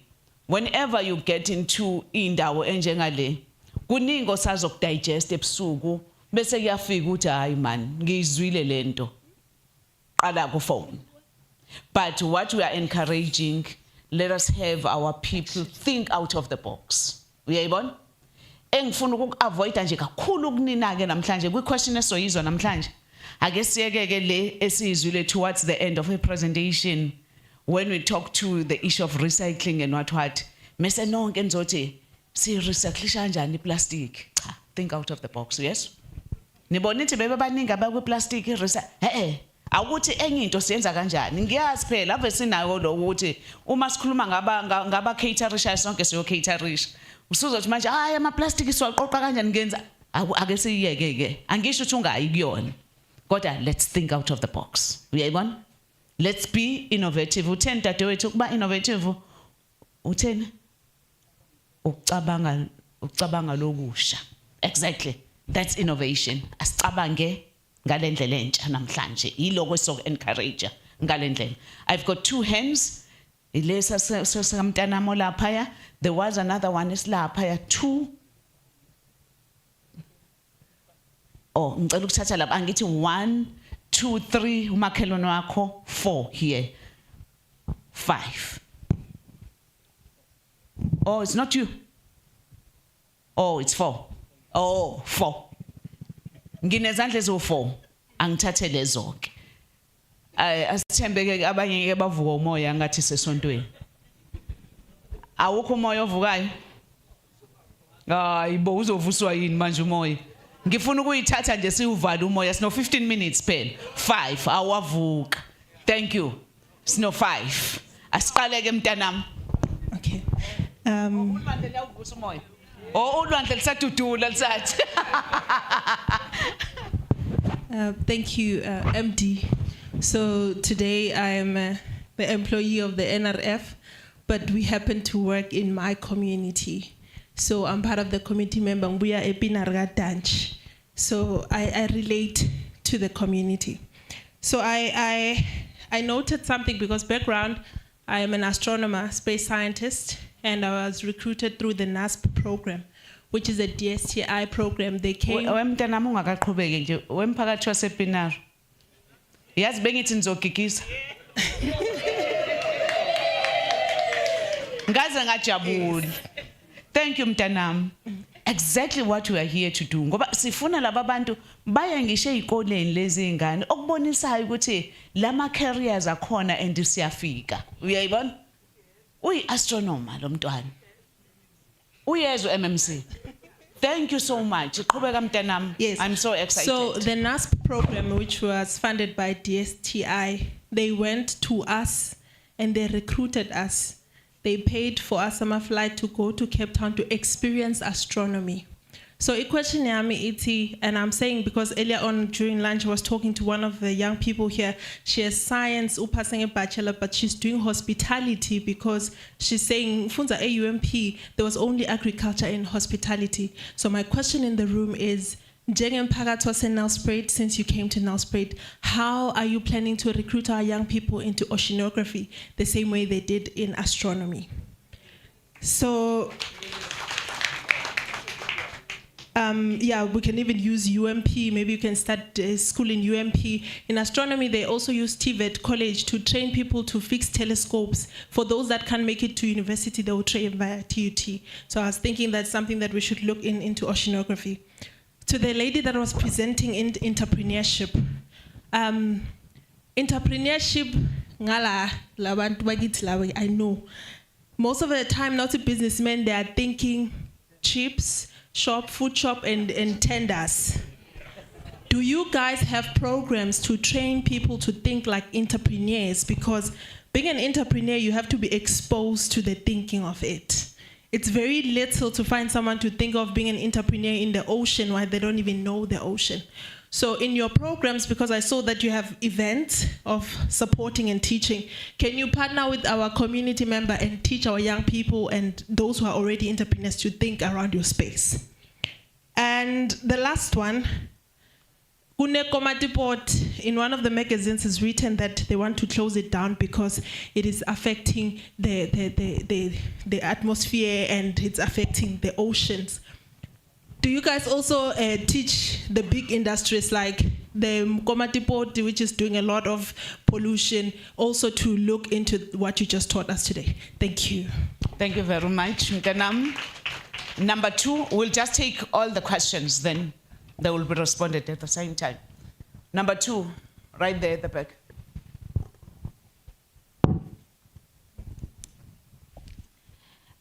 Thank you, Dr. Gina, for the opportunity.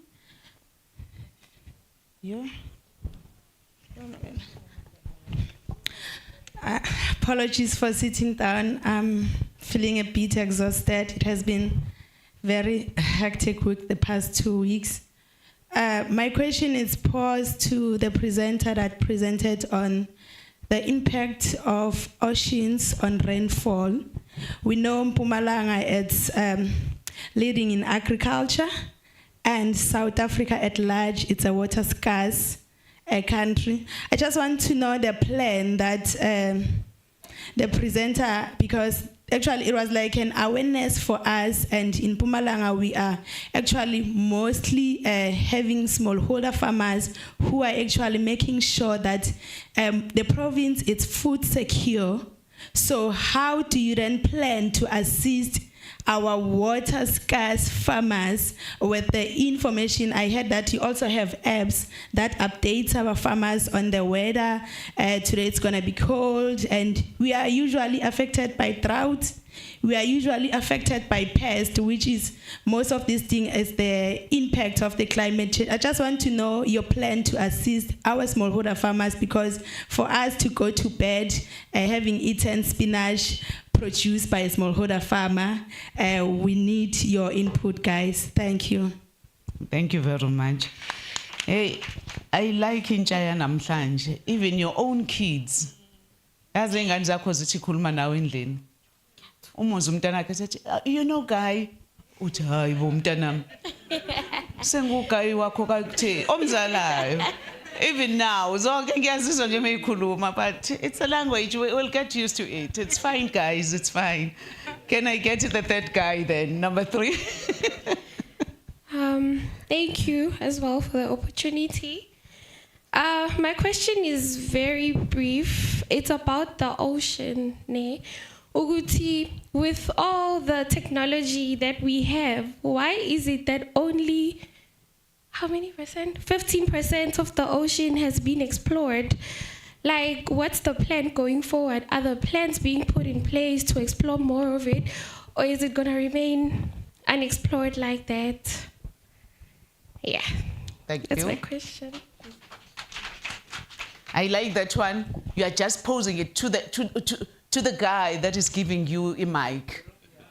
The roving Mike is the guy that will respond to you. Number 4. Here is number 4.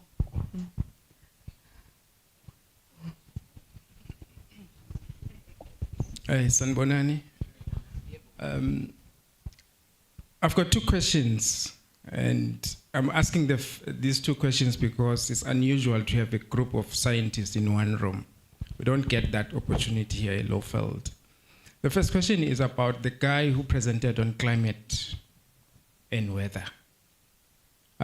We are confused. I'm from the civic society sector, so we are a bit confused out there because we're getting mixed messages about the climate. And the kulma ngesiswati kuthiwa iyachinja nje because there's a human hand involved or human activities. But then there's a group of other scientists who are saying no, it's not that. Asenichazele kahle namuhla. That's the first one. Then the second one is maskula thina eLowveld imvula inalanga malishisa ehlobo during summer. And sikhula sathi ukuthi imvula nasesikolweni I did geography. I was told ukuthi ize ine lemvula ngoba lelanga lishisa kakhulu laphakamisa kwabe seliyana. And then when he was presenting this other guy, I know I've been to Cape Town once. Afike Cape Town yabanza imvula iyana. Asendisichazela ukuthi kwendiwa yini lokuthi ine kuletinye tindzawo kube kuyabanza kube ngalakithi ina makushisa. Ngoba sesiba confused ngoba thina maya kushisa sesilinzela imvula. Uma kubanza asilinzeli. Can you explain that to us? Thank you. Yeah. Oh, you're still. No, I was looking if we are still there. Okay, number 5. Where's number 5? Mawam.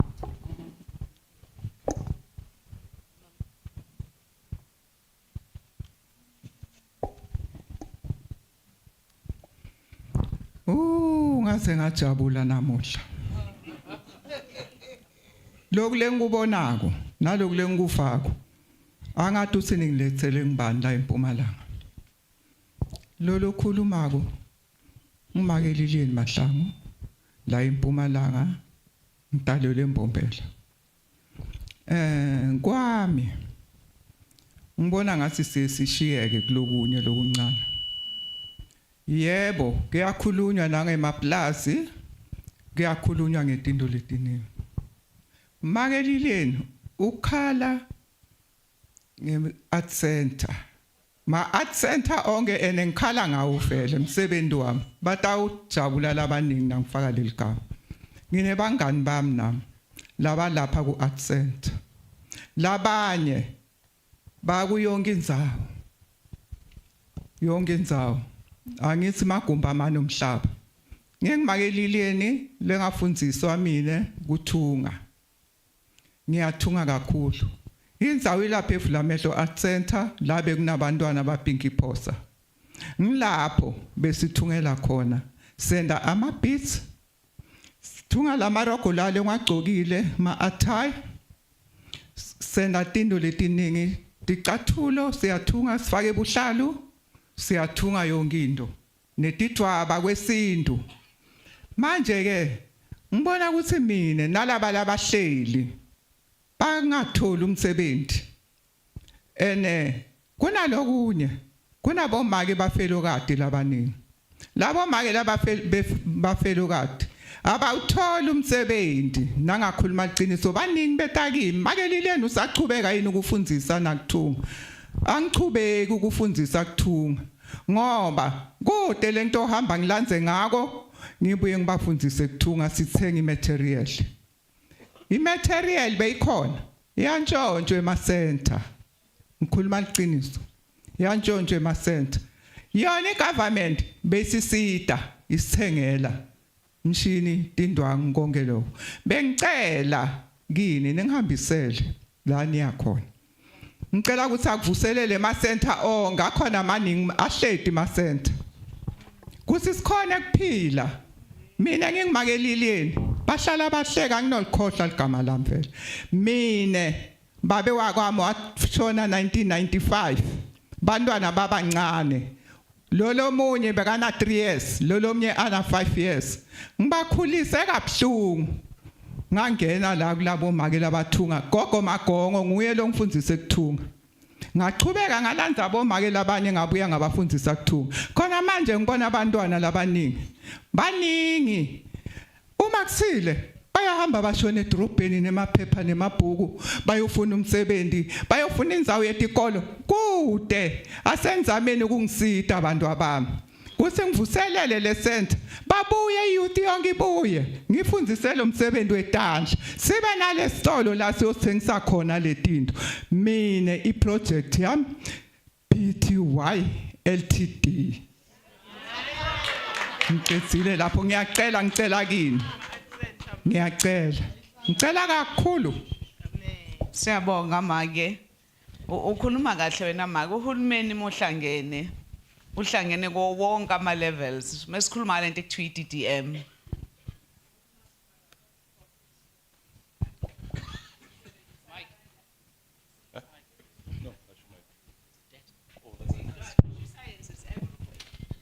Nakuloko kwenzayo make. I can assure you kukhona lo enikusebenzayo sizwile isikhalo sakho ma sizwile singephendulwe ipika ebezila phambili kungaba ngazi ukuthi siseceleni nje kodwa siyazwakala ma sizwakele make isikhalo sakho yeah siyabonga ngicela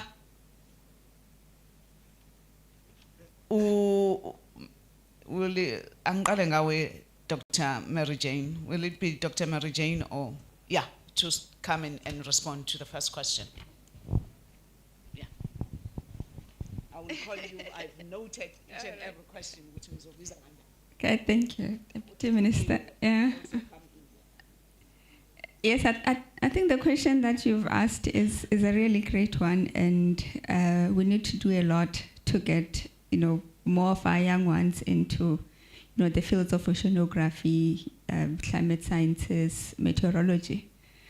I think the example you have given of astronomy is really an area that was very well funded, and I'm actually happy that you asked this question and then in the presence of the department, so that we are aware that this is an area, first of all, in terms of impact. I mean, the reason we are meeting here today is basically to talk about the fact that this is an area that's got an impact in our everyday life, and therefore it's important that we understand it well. It's important that we get more postgraduate students. It's important that we get more students starting at undergraduate level. So I mean, what we are working on at the moment is really around science engagement. So I think in terms of engaging with the communities, we are still really new. So we are actually, this is I think our second really engagement where we are talking to the communities.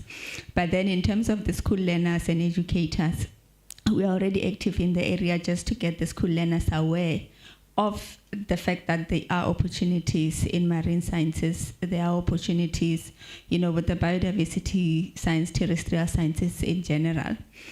The funding, we've basically just relied on what is available. So we will just make, the school learners, aware of the opportunities, and when they go to university, they will perhaps use NSFAS, and then with postgraduate studies, then they will get funding from the NRF.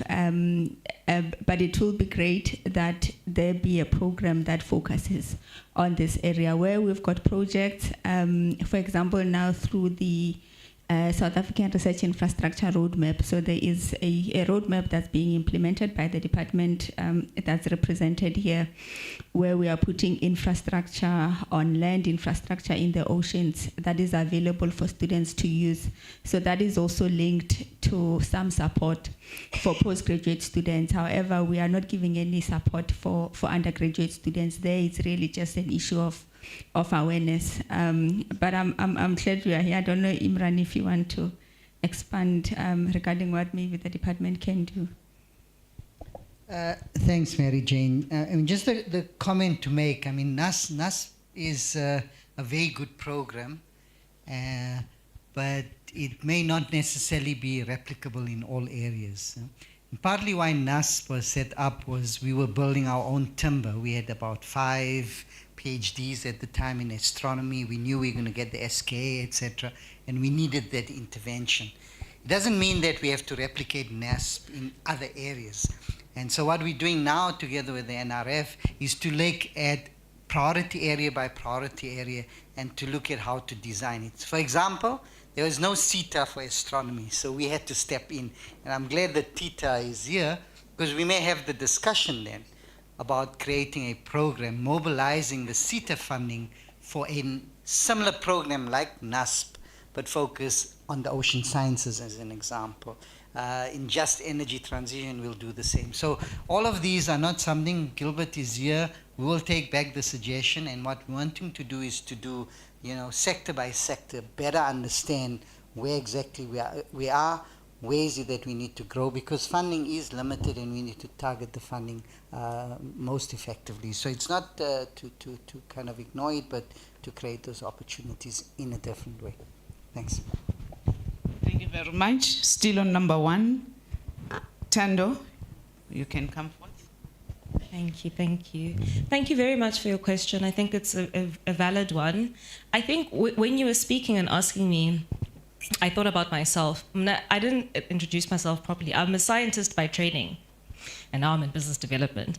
And the thing that got me into business development is my dad and my mom, because our parents are business people. By force, by fire, they had to make a living.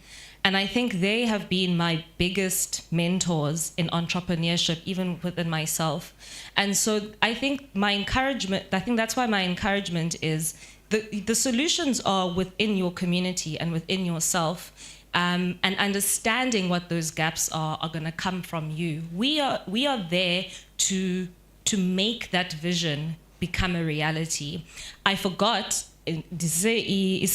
my wallet. This wallet is from an entrepreneur who made this from fish skin. And I actually want to pass it around so you guys can feel. They came from a fishing community, a small fishing community inland in Kenya, and they were fish traders to start with. Then they saw this fish being taken and the fish skin being thrown away. And as they were sitting there, they thought, there must be something we can do with this fish skin. And now they've made fish leather to compete with crocodile leather, all the endangered species. So my encouragement to you is, don't wait for us, number 1. I'm not saying we're not coming, ne? I'm just saying don't wait for us to look for the challenges and solutions. When you find people like us, definitely engage, because we are there to support.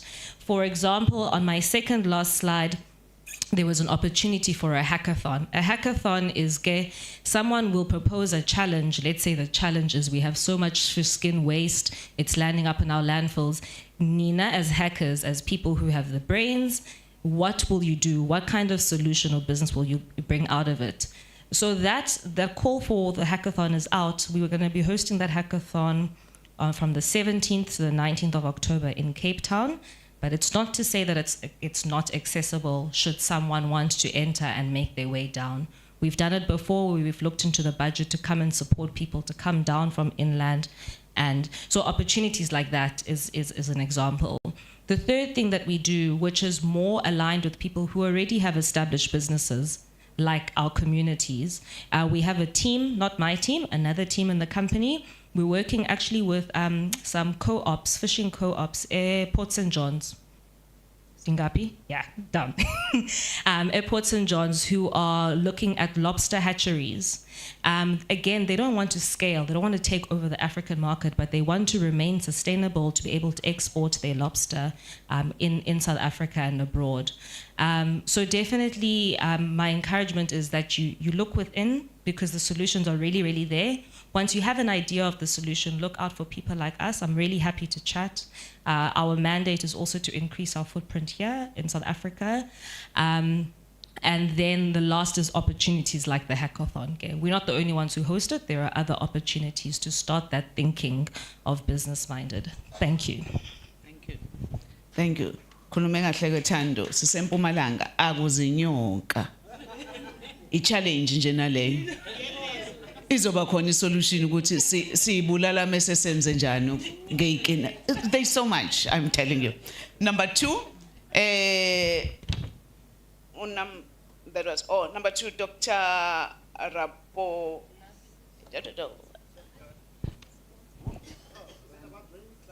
No.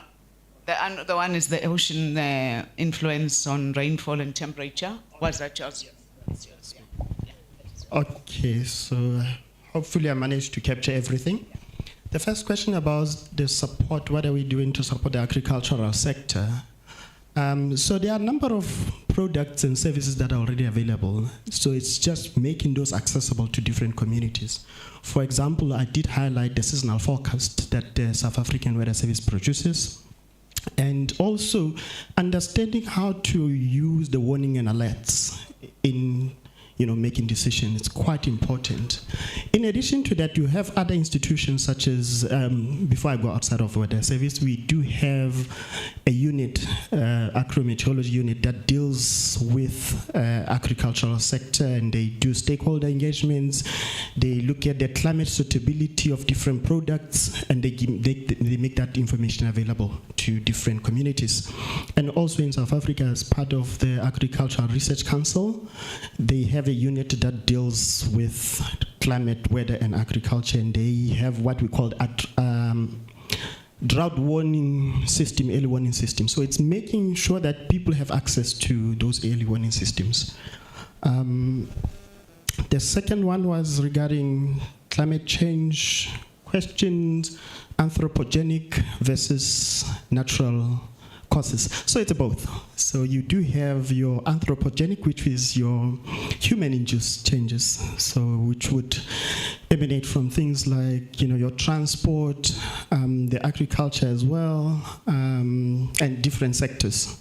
And you also have the cause that is more natural, but it's not as significant as So what we're doing as human, we are accelerating the rate of change. So that's how I'll say it. So the climate change will occur, but what we are doing is just pushing it faster than it should happen. And the next one was about rainfall in Mpumalanga. In the morning it will be nice and warm, and in the afternoon it's raining and the weather has changed. So in my detail, of course, I couldn't go into much details, but we have different rainfall processing systems in South Africa. So you have what, in simple terms, we've got what we call the convective rainfall as well as the frontal rainfall. So if you are in the Western Cape and elsewhere, you'll get your rainfall coming through fronts that they move, and in some region we've got what convective rainfall. So convective rainfall starts with, the heating of your surface, and you have evaporation, cooling, and condensation, and that rains. And that can happen with the thunder showers in the afternoon. So if we had more time, I'll have taken through different weather processing system, and in terms of the scales, we've got what we call the mesoscale, convectives, and the cloud bands. There's quite a lot, but I focused on one, which was, tropical cyclones, but we have different weather systems. And I think I've covered everything. Thank you. Thank you. You want to add on this? Okay, thank you. Yeah, I think because he asked about the question of climate change, just to stress that amongst the scientists, we all agree that climate change is happening, and it is happening because of human activities. We have released anthropogenic greenhouse gases, so that comes mostly from the energy sector. And so even our observations here in South Africa confirm that the temperature is increasing. The things that he was showing regarding the flooding, that we are getting more of these.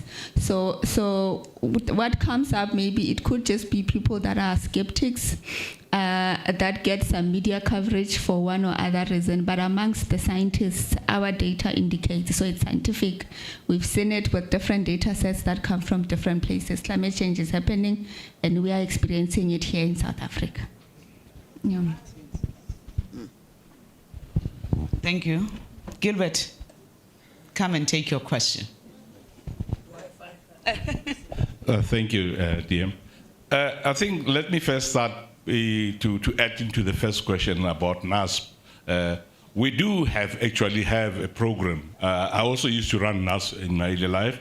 So we do have a similar program that is called the ASAP Puhlisa program. The Puhlisa basically looks, because in most cases, Abantu Betu, normally they are afraid of water. So what happens is that we first teach them how to swim basically with the Puhlisa. And I think it's Puhlisa, we decided to put it in the coastal previously black universities like Abofote, Wusu, Unizul.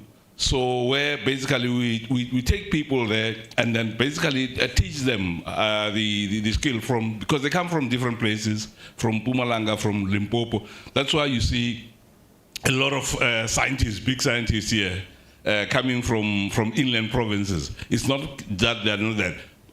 Excuse me. So we do have a similar program where we train, but then they are focused in those universities. And with regards to the level of observation, of exploration of the ocean, I think what happens is that currently, as I said, it's below 20% because of the number of parameters.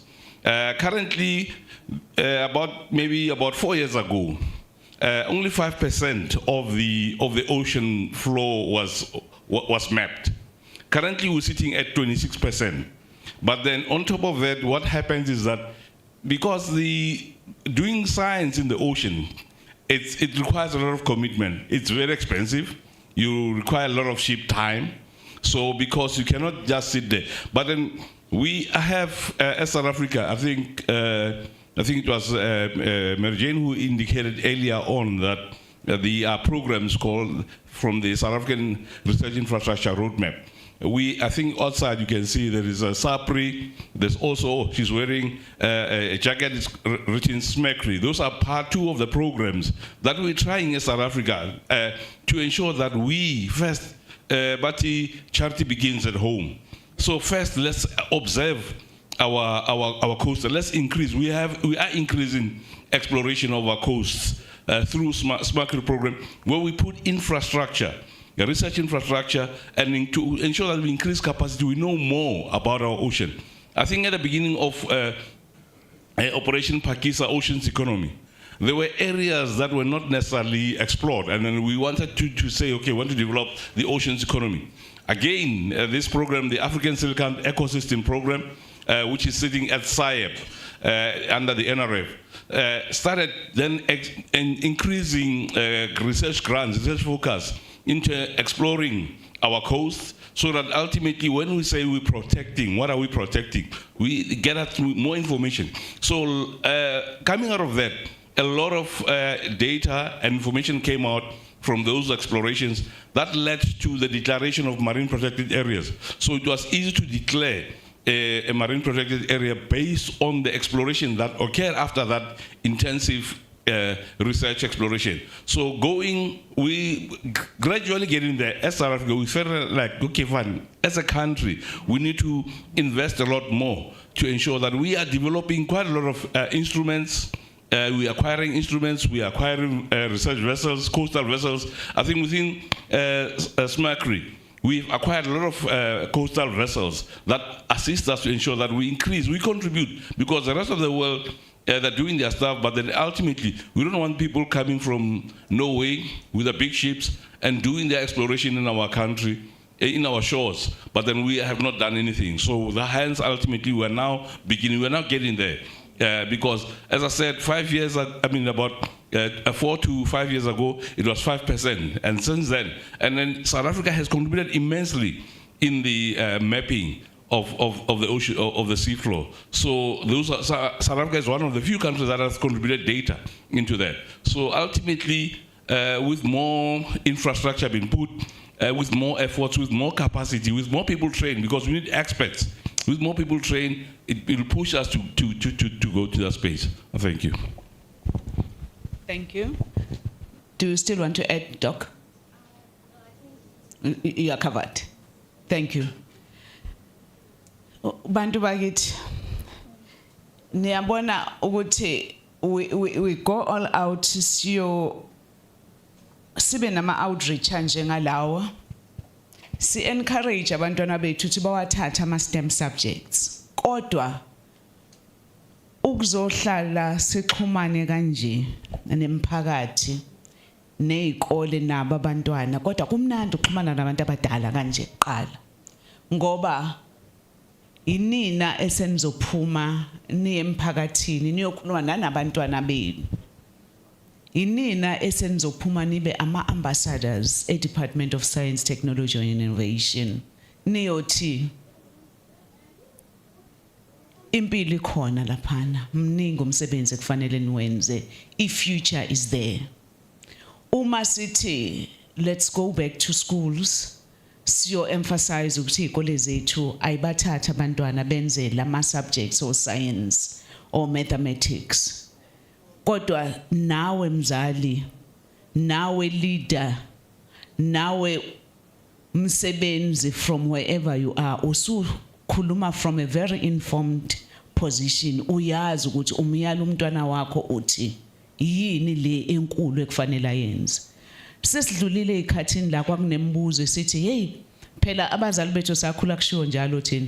Uthi mubuza yonke lembuzo obubuzwa la nangemvula uthi kwenzeka kanjani kwenzekani phansi kolwandle. Sasithola i-answer yodwa nje kuthiwa hey mntanami khona imibuzo engabuzwa. Uyabo. Uyibuzela le nto uNkulunkulu owazi lo ungakubuzi. Cha. We are scientists now. And into emnandi namhlanje I think le hlangana kwethu kuqoqozele nathi sibadala. Baningi kuthiwe mekwenziwa ama presentation namhlanje kukhulunywa ngo cyclone, kukhulunywa ngo cold benguela current what how. Ngayifunda lento namhlanje it's starting to make sense. I can even go back and do my studies and further my studies and know more. And the moment we rekindle that, the moment we raise that interest, kinina nibadala kangaka to go back and study nabantwana bethu, and that is what we want to draw and drive you towards. We hope and believe really le outreach that we had today sakhuluma nani iyenze yathi ukunyakaza sokukhulu ukuthi mningi ukufunda kuningi ukucwaninga iningi innovation engaphuma kuthina sila nokufunda nje sicwaninge siqhubekele phambili, and lokho kuzokwenza ukuthi nabantwana bethu kube kuningi esikwenzayo.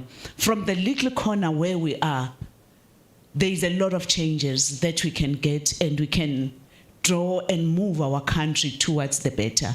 It is always said that you know, inigli yethu nje mase imuva kancane nge-knowledge that we have kuningi sokwazi ukuthi siyishintshe indlela esibuka ngayo nangendlela i-community yethu nezwe lethu izwekazi lethu lishintsha ngayo, indlela esokwazi ukunakekela ngayo even the environment from our teachings that we had today.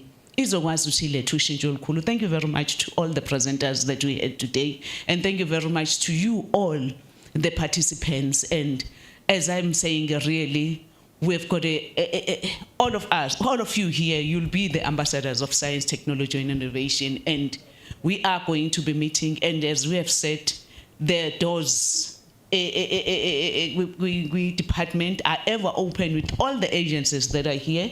We're at your hand. We are always ever willing to assist and work with you the journey in making sure that we change the lives of our communities for the better. Thank you very much, Program Director. Thank you very much. Thank you. I am going to do. Oh, thank you so much. Thank you. Thank you. Photo shoot.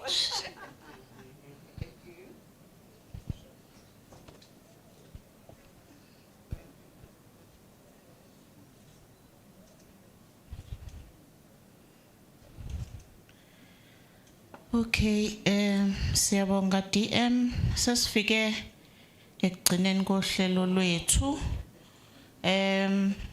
Ngicabanga ukuthi like ngishilo ekuqaleni ukuthi sonke khona esikutholile namhlanje, but as ngihleli lapha enye into engicabangayo ukuthi ungacabanga la uhleli khona ukuthi yo angiyona scientist, mhlambe information overload le. But it's not necessarily, because kwathi nesama scientist mina I learned a lot namhlanje, because my discipline is not in the oceans, and I learned a lot. So I hope ukuthi nabanye ababekhona they did learn a lot because some disciplines are fun. I'm sure usisi lo space naye because she, as much as she's from the NRF, she comes from another discipline, so it's huge. One of the things that are important must encourage abantwana to take the STEM route. STEM, Minister Utwe must add the arts as well, but looking at mainly science, engineering and technology, is that mhlambe musese classini you are doing your maths, abantu abaningi bathi bebeyisabi maths ne science. It's just those few years where you have to go through logo dlula kona eclassini nothisha neyinsizo-ke esinazo and using those opportunities. But beyond that, it opens a spectrum of possibilities. Like Sisho Juti, maybe everybody that's from our department is a scientist, but we specialize in different fields. So it's important ukuthi basizwe nanokuthi you can follow science izokuvulela amanye amathuba beyond. But ke nathi siyabantu abadala, I hope kukhona sikufundile. But njengamanje ngicela ukubonga kwi-audience, ngizoqala ngomphakathi ukuthi nisibekezelele nje. I know ukuthi sike saba nama glitches here and there. I hope kufundekile okuthile. Njengoba uDM ubeshilo ukuthi iminyango yonke kahulumeni khona, so ukuya phambili sizosizana ke ukuthi sinazi nanokuthi imiphi iminyango evulelekile.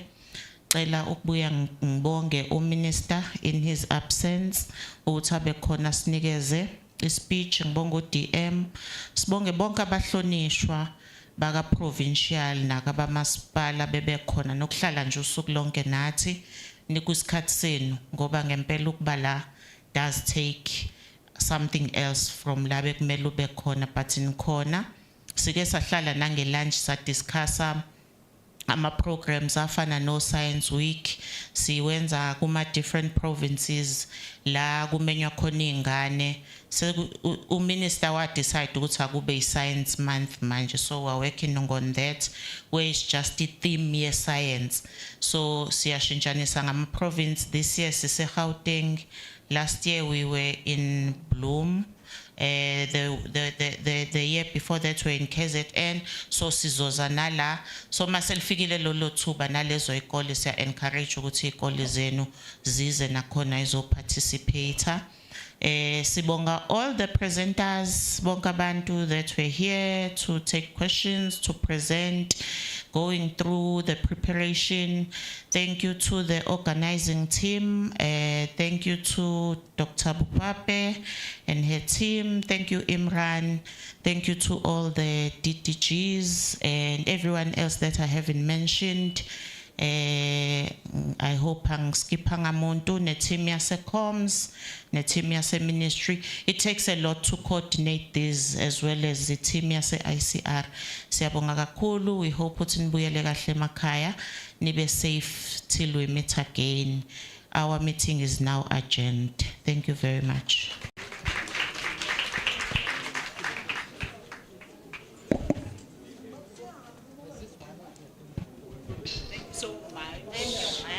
This was nice.